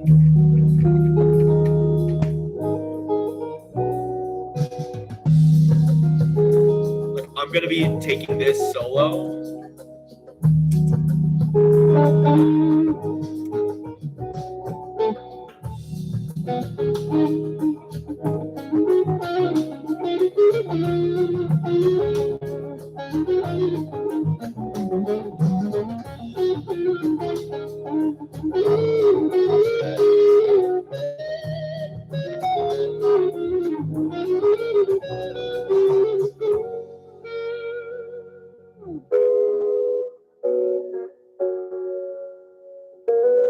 And then just this is the ending.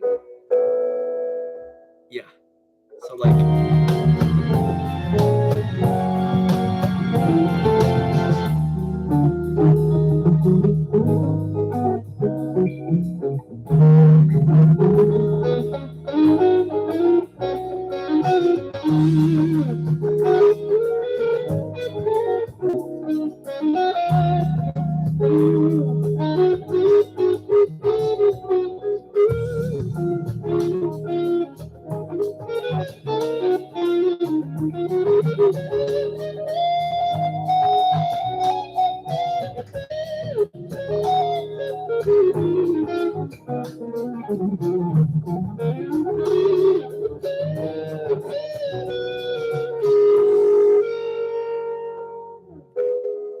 yeah, I should have recorded that.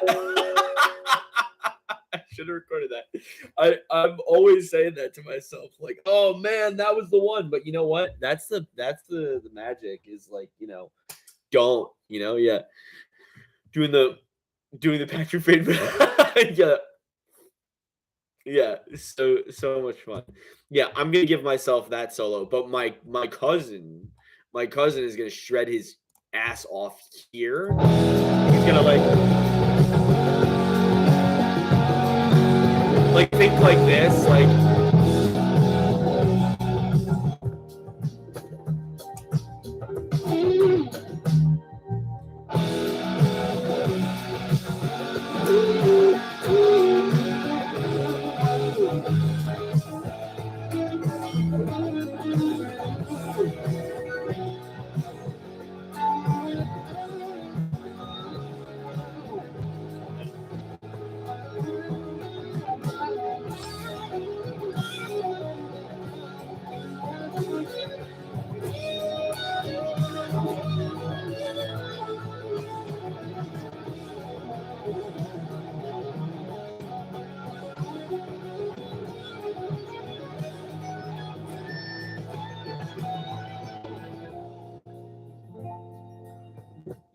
he's just gonna take that and just completely demolish it right there. He'll eke in, right, and then he'll have that big moment.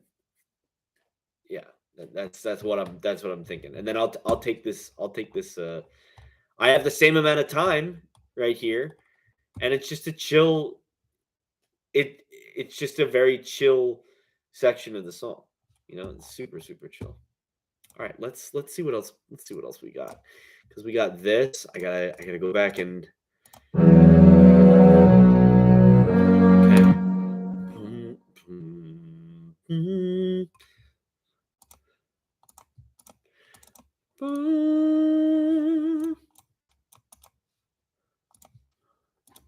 Oh.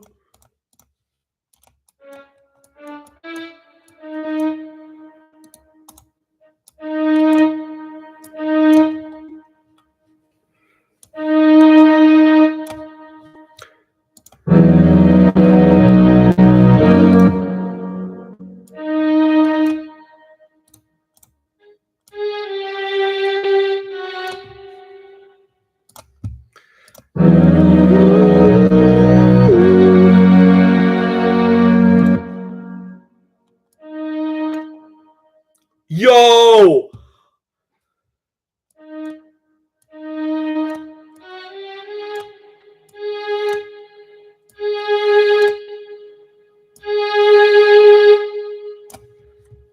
What if I did?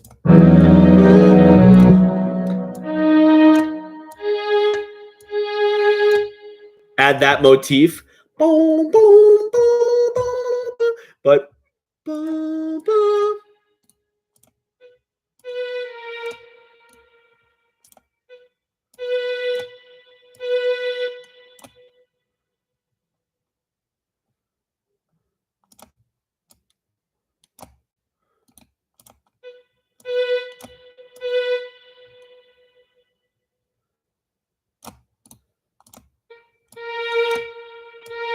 Something like that.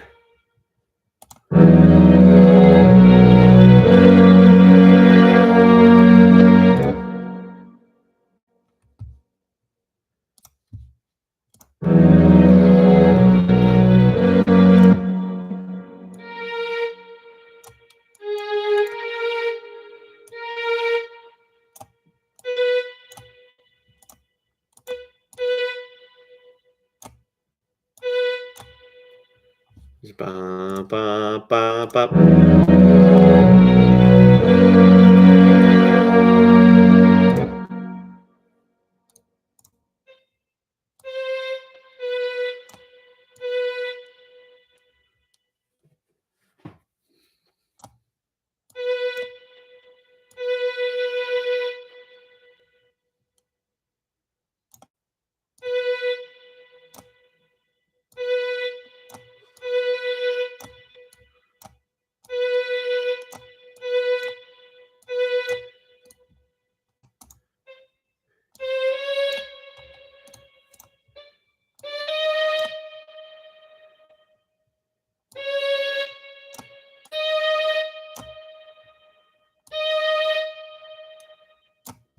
Fuck.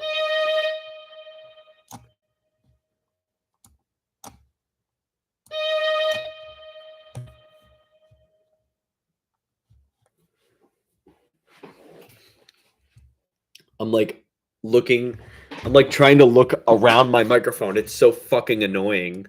It's the most annoying shit.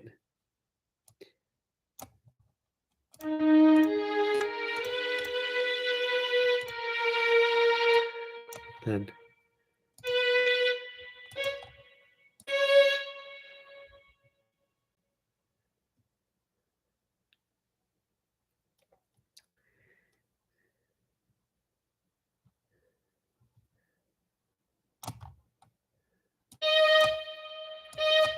So this right here is.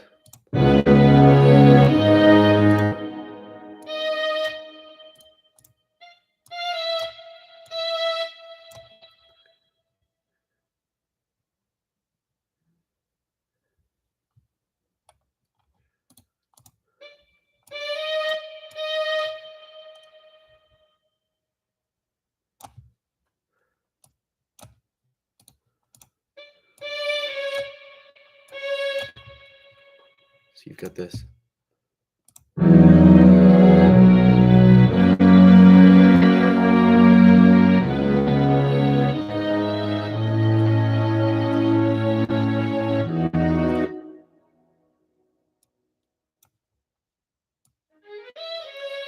Okay, let's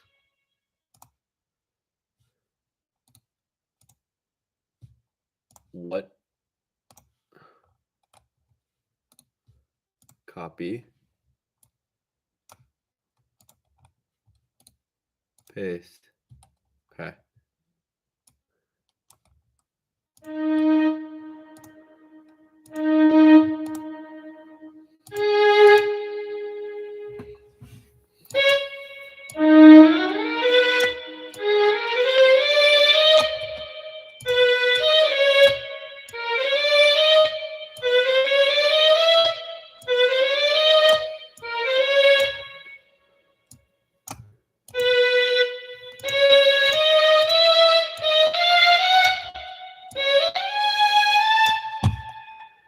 If I did that.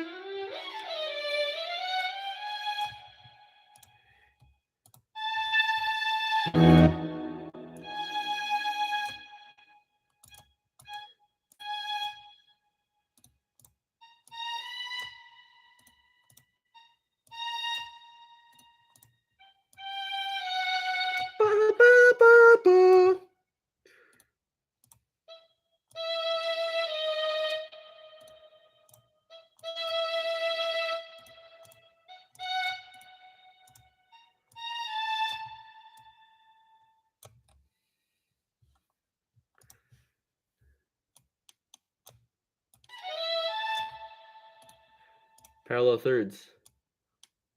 Fuck it. I don't care.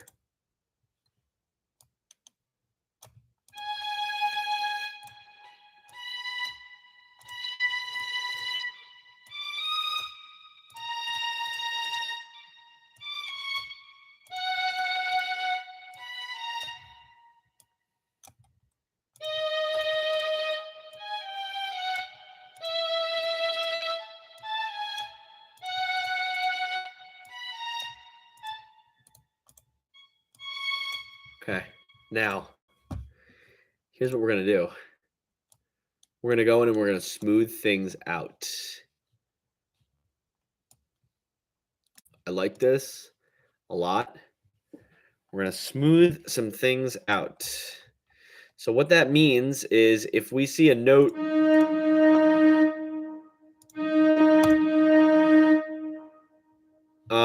actually, let's just hear how it sounds. It might sound good the way it is. I don't want to overthink it.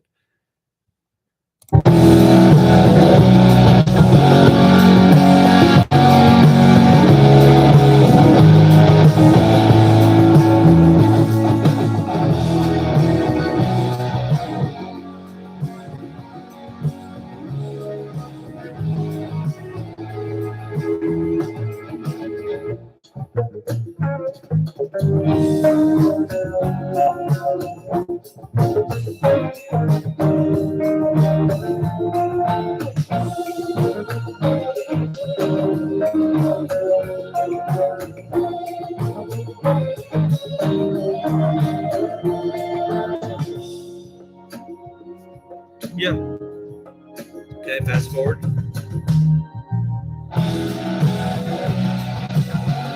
I'll explain what those bells are in a second.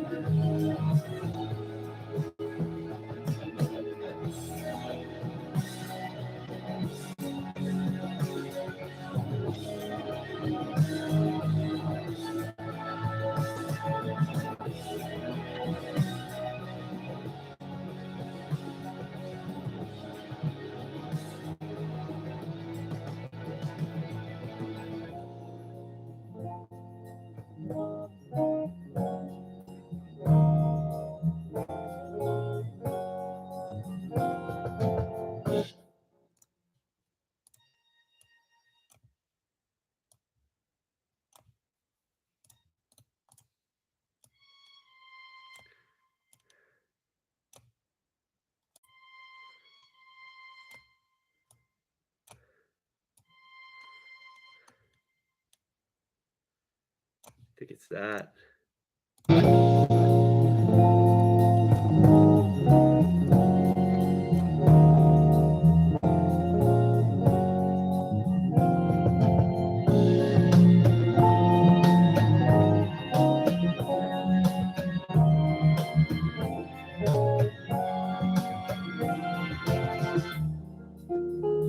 Yeah, okay. All right, let's hear what this sounds like because this is like a big climax moment. Okay.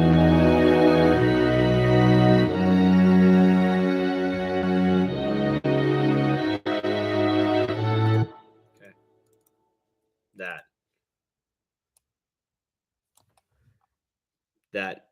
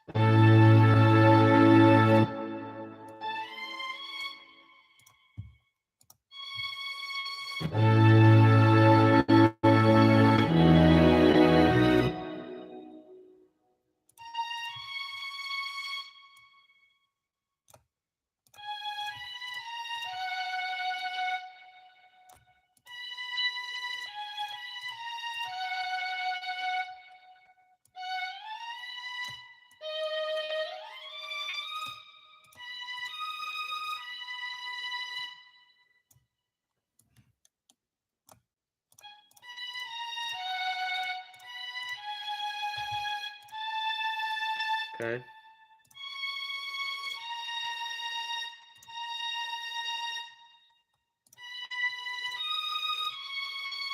Fuck.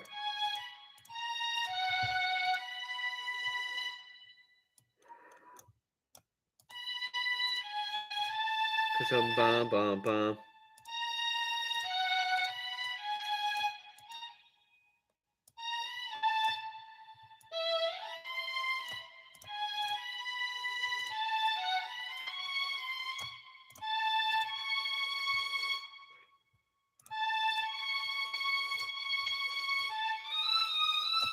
Okay. Got it.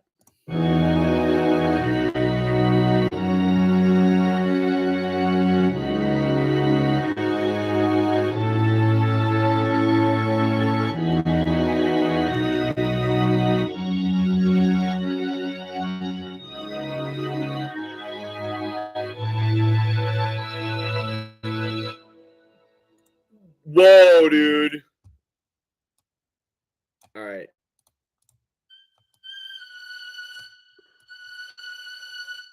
Throw that fucker on top, that angelic fucker.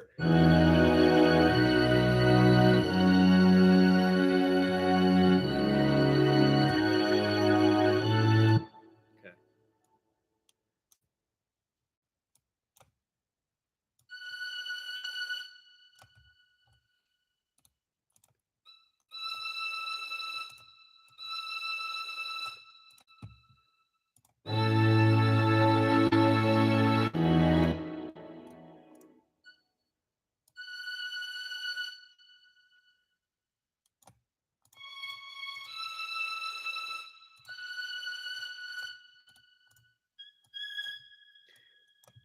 High ass violin note.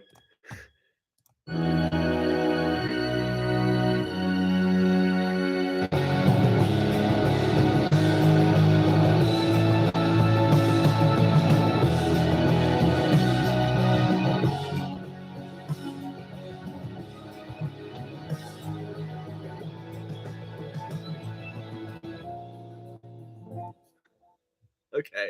All right. So now, here's what we need to do. we need to go back and we need to just edit some stuff. So we're going to make this 80.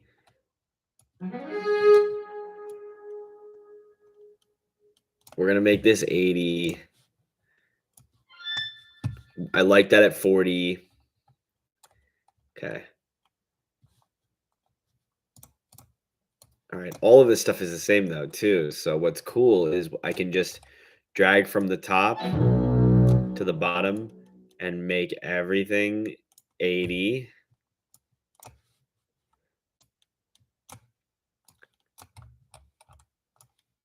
And then make this second half like 83 so that it sounds a little bit stronger.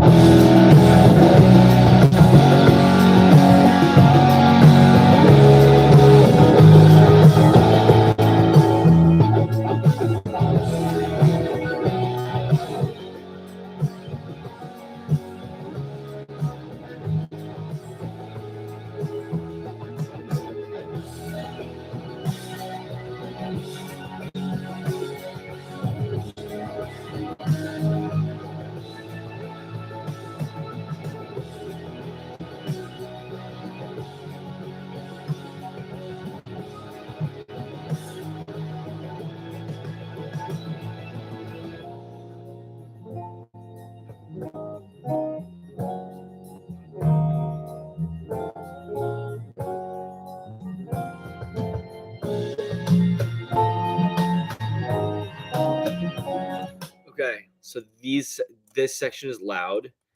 Now yeah, this section's loud. So we're gonna make this like 55. Yeah, this is 15.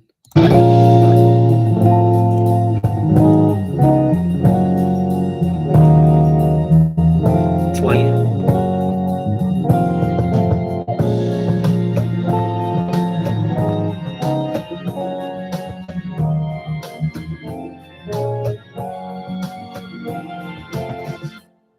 Even that's loud. 55. Let's bring it down to 45.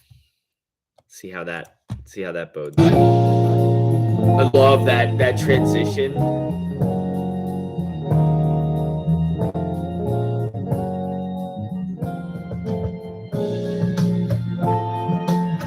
Delicate.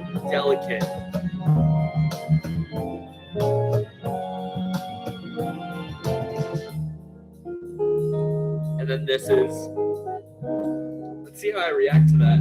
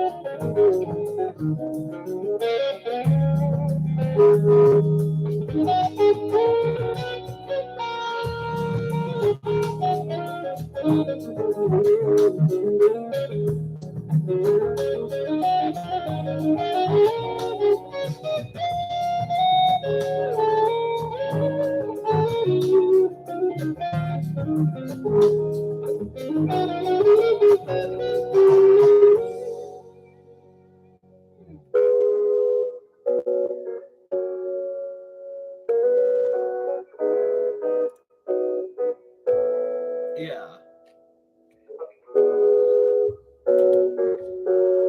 All right. Let's listen to it. See how it sounds with those strings. Those strings are so they're so delicate. So, it's not meant to be it's not meant to take over the song. There's a rule There's a rule with fragrances, and I feel like it works the same with music. And the rule with fragrances is discovered, not announced. So if you're dumping a mountain of cologne or perfume on yourself, you are announcing. You are not allowing the scent to be discovered. It's supposed to be subtle. It's supposed to add. It's supposed to be alluring. It's not supposed to be like, Jesus fucking Christ, this is terrible. It's the same thing with an embellishment like this. It's just strings. And I hate to. I know that's going to bother some string players, but this is not the real vibe of the song. Is like, like most of these like percussion sounds, I'm gonna nerf them because the person that I have coming to play, they're gonna do as little or as much as they'd like. I'd like for them to listen to the song and react to it, and just maybe do a full playthrough of it. Send me the shit. We'll see. All right, let's listen to it. Oh, to answer somebody's question before, the bells are a nice accent. Fun fact. This it's not bells. It is my shimmer pedal, my Grand Canyon delay and looper module by Electro-Harmonix New York. It's a really great pedal. If you have a pedal that has a shimmer effect on it, all it does is it adds the chorus, or not the chorus, it adds what you just played, kind of giving it a chorus effect because it's doubling it. It adds what you just played in the next octave up with a chorus and a ton of reverb added to it, but it fades it in. So there's like an attack as well. It's a very, very cool pedal, but this is all guitar.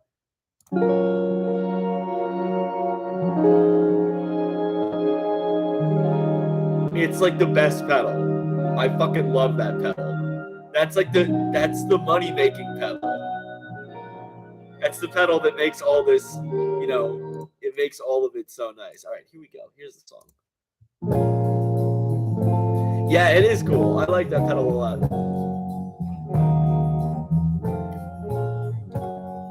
Clicking save, by the way.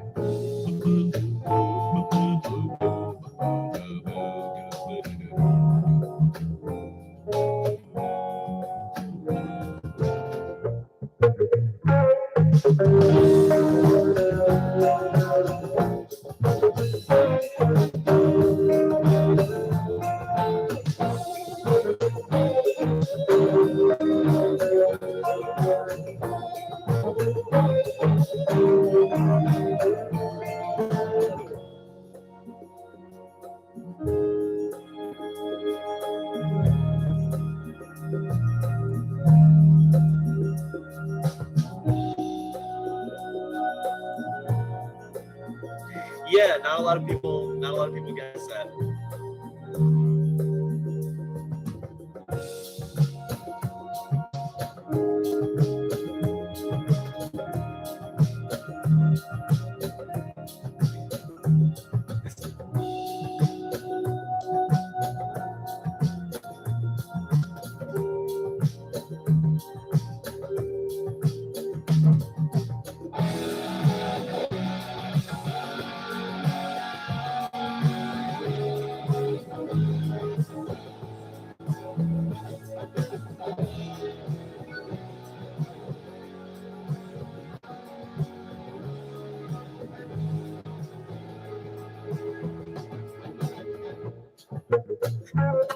The transition's so nice.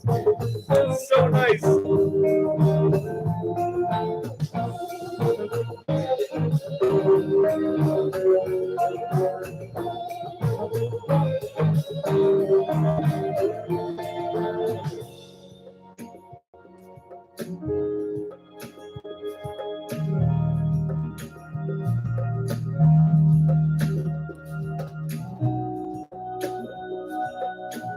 Nice.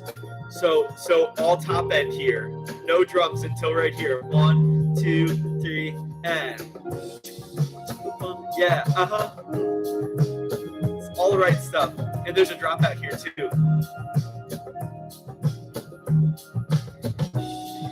You know what that means too.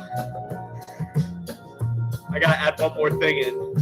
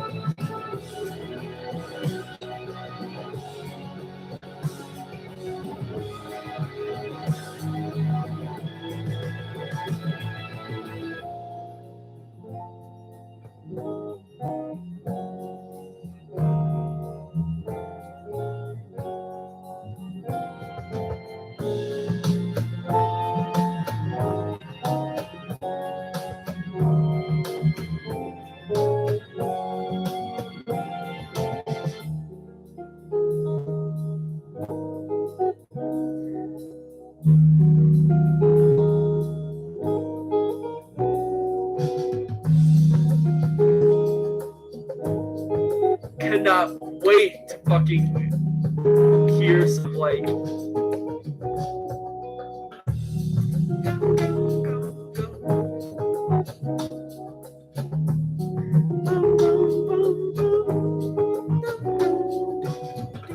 some like fun keyboard playing that my homie's gonna play.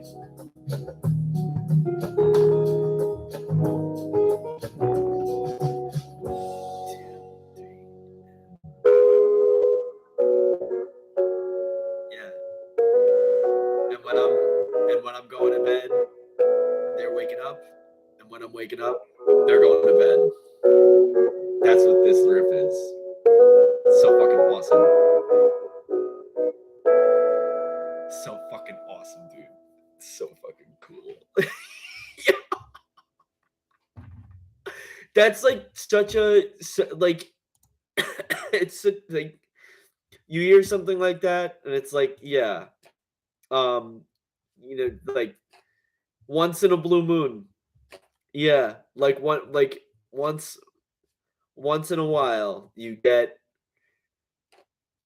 that feeling. And I feel like I got close in Champion of Ennui. I definitely feel like I got close. But it's like this is such a like I don't know. It's so good. All right, I'm gonna add one more thing. One more thingy. All right, software instrument. It's the magic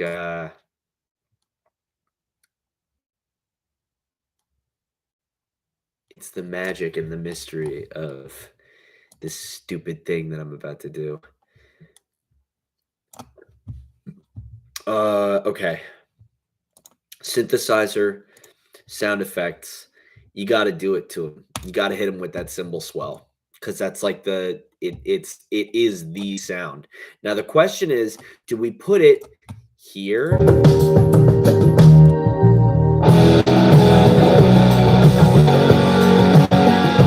I feel like we would be taking away from that moment, that dropout. So we need to add it in here.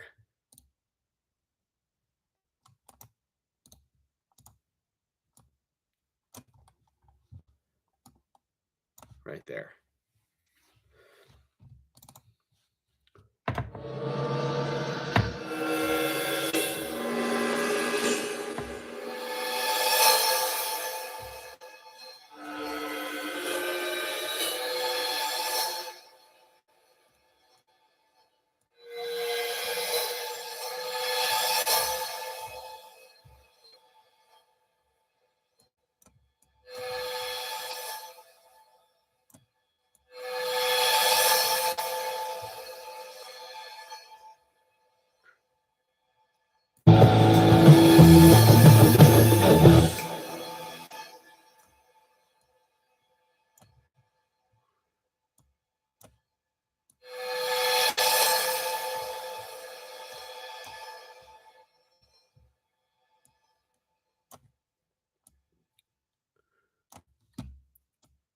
bring it down to 12, -12.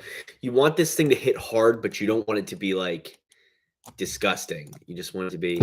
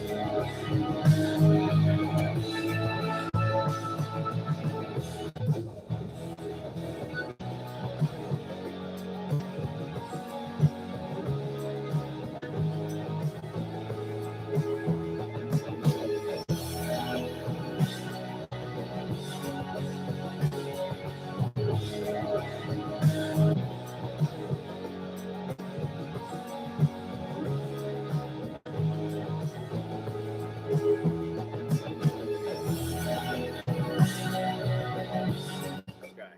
Alright, the other thing we're gonna do too is we're gonna bring this down 3, and down 3. Now we're getting into the nitty-gritty of how things are supposed to sound in the mix. So we've got this.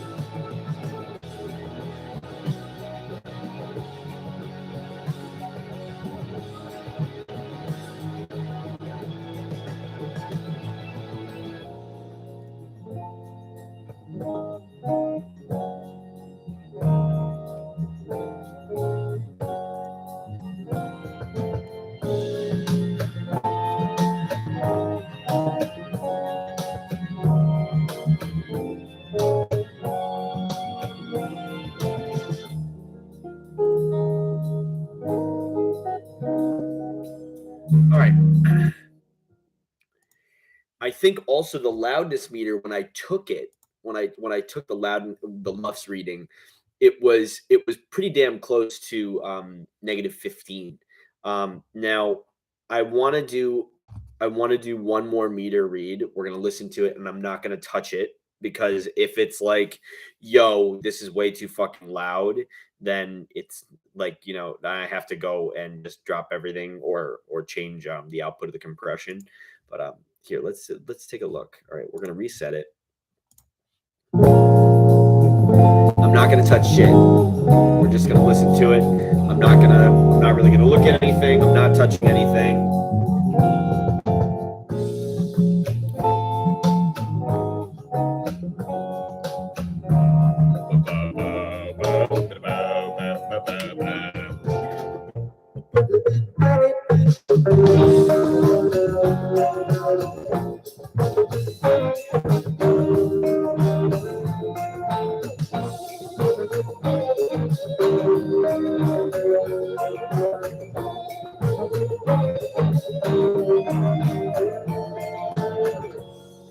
Okay. Sitting at -16.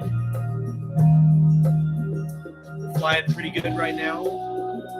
It's gonna get a lot louder, so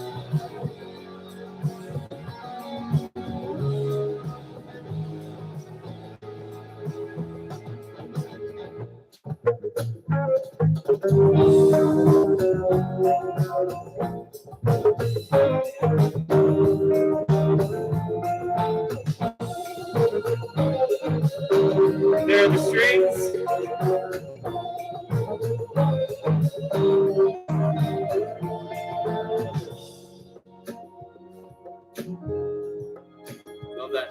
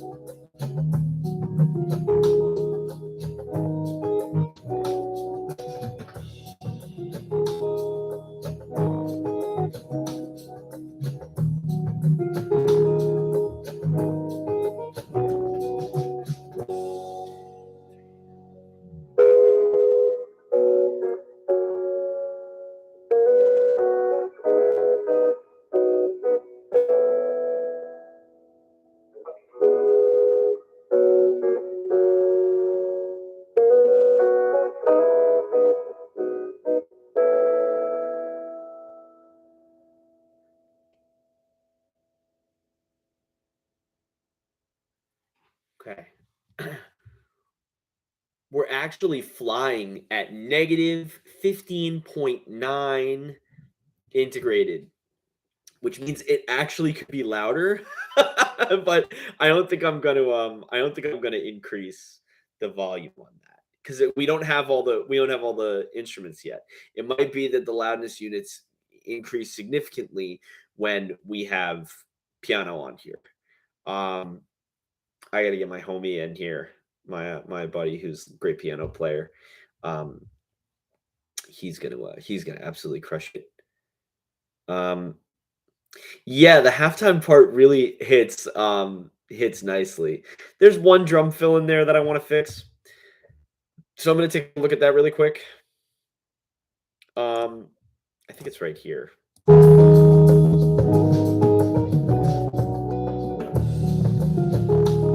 Actually, it's not so bad.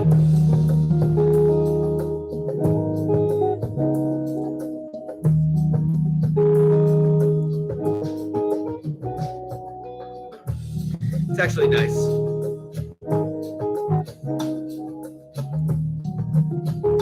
Yeah, yeah, sounds good to me. All right. So we got our string part in. Now, there are a lot of moving parts to this piece. There are a lot of moving parts. And so my goal is to do get my friend to come in. He's probably going to be the only person that can come in. My cousin who doesn't live that far from me, less than an hour from me. I'm going to bounce the track over to him tonight for him to get, a solo down. Then he's gonna send the wave file back to me. I'm gonna port that in, and then I just have to send this whole track to across the world. And you know, uh I've I've been in correspondence with my friend. I like, I know it's weird because I'm not like I don't I don't know this person deeply. And yet at the same and I'm not going to admit that I know the person on such a personal level that um this whole interaction still, to me, it's like, does this make sense? Does this not make sense? But the way I see it, if this if this happens, if if this happens in the way that I hope it's going to happen, this person that I'm talking to uh every day, our bond is going to grow exponentially stronger between this person and I. Um and like I don't want people to, like I consider this person like a friend in song, like a friend from across the world. So if there was ever an instance where it was like this person just showed up on my doorstep, it wouldn't be all that weird because I've had enough interactions with this person to, you know them through the art form. I'm not going to say that I know this person on a personal level, but I hope that this interaction and this collaboration allows for more of a uh, development into, I I think it makes sense for it to be a personal thing, not in a weird way, just like, this is the only thing that I want to do from this person is learn. That's all I want to do. And I feel like that's for me, like that's my what's up, G. For me, that's like the biggest takeaway is this person has so much knowledge about fucking everything that I want to have knowledge about. And I just want an opportunity to listen. That's it, you know? And in order to do that, you know, I listen every day and I interact every day. And now I want to listen to how they will react to my piece and the platform that I'm providing to this person. Um, yeah, I don't know. It's weird. One of my goals is to meet this guy in real life because I've met. It was so brief, but I met Nobuo Uematsu. I met him. He's a fucking he's a cool dude. Holy shit. That guy is fucking cool. Like, I remember being a little kid and completely idolizing music from the games that he worked on.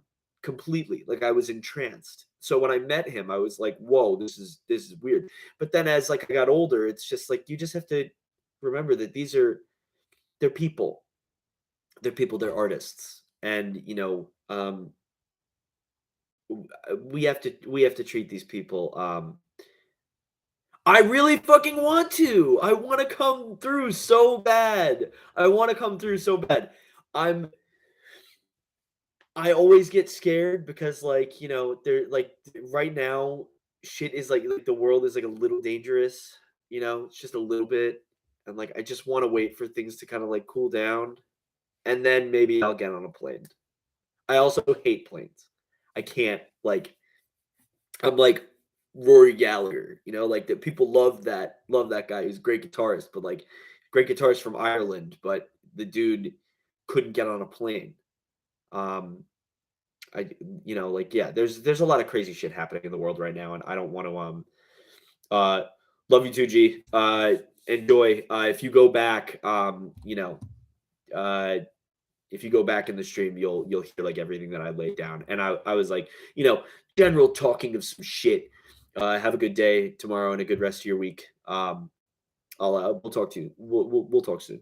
Um, so yeah, I just want to wait for things to kind of like cool off a little bit. That's all. And then maybe I'll come through because uh I have a very close friend and colleague who just proposed to his girlfriend, who is now his fiance, in Japan, and they had a great trip. He said it was amazing. Um, the yen is so weak right now. Yeah, it's gonna stay like that for. Yeah, I mean, listen, I'm not even worried about the yen. I'm not worried about that shit. I'm worried about like some dickheads, making some mistakes geopolitically. I don't want to get stuck anywhere. The other thing too is that like if I were to come through, uh, I would either have to go by myself or I would have to go with my family, with my wife and my daughter.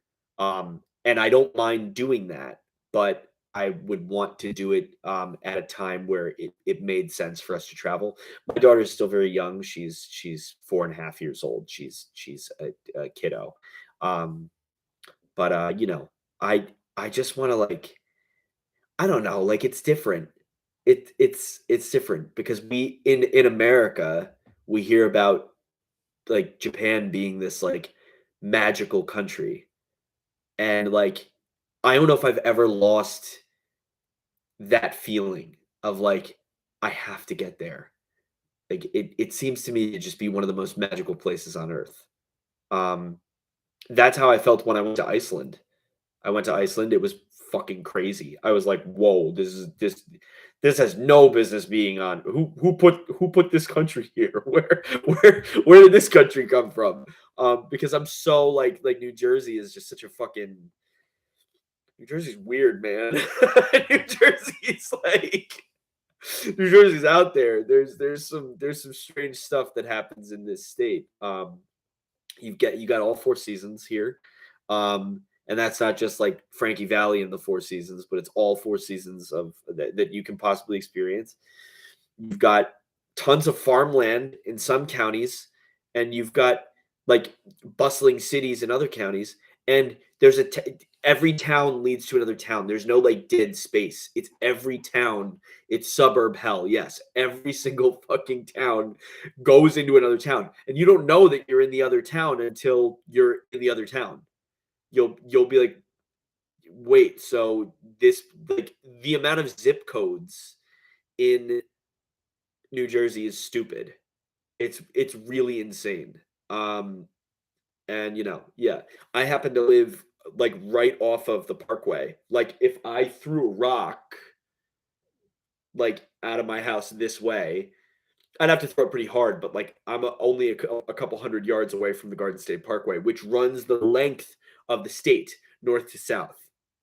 And so, like if I ever wanted to just be like, oh, I'm going down the shore, like I would just get on the parkway and I would drive the parkway for like maybe 2 hours, a little less than 2 hours, and I'm down at the southern tip of the state. That's where I'm at. I'm like by the ocean and like it's weird. It's just a weird place to be. And, it's nice, but you get sold so easily on these other places on the planet. Like check out Japan, check out Indonesia, check out China, check out Italy, check out the United Kingdom, check out Ireland. People are telling me that I gotta go see Ireland. And I'm like, yeah, fuck yeah, I want to get out of here. I want to go see the world. But it's like it's hard right now because of like family and uh money, obviously. But if like yeah, if you're saying that hey, it's me, if you're saying that the yen is like not good right now and it makes sense for me to go and spend American currency there because it's in my favor, that that might work, but I'd have to talk to my wife about it. um we talk about doing something for our 10-year anniversary, our wedding anniversary, which is coming up in a couple of years, the 10-year. Yeah, I've been with Diane for a long time. Holy fuck, it's been a while. Um, we talk about like what we want to do. Maybe we'll go to Italy. We'll see. But I would just love to get to get there and to see some shit and see some of these folks. See if I can meet up with them and just go and try and have a conversation, because I also know that like my Japanese is ass. It's almost non-existent.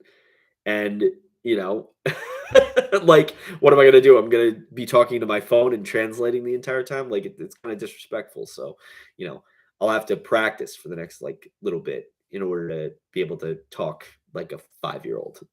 All right. So I'm going to end the stream because I finished everything that I need to finish for this song for now.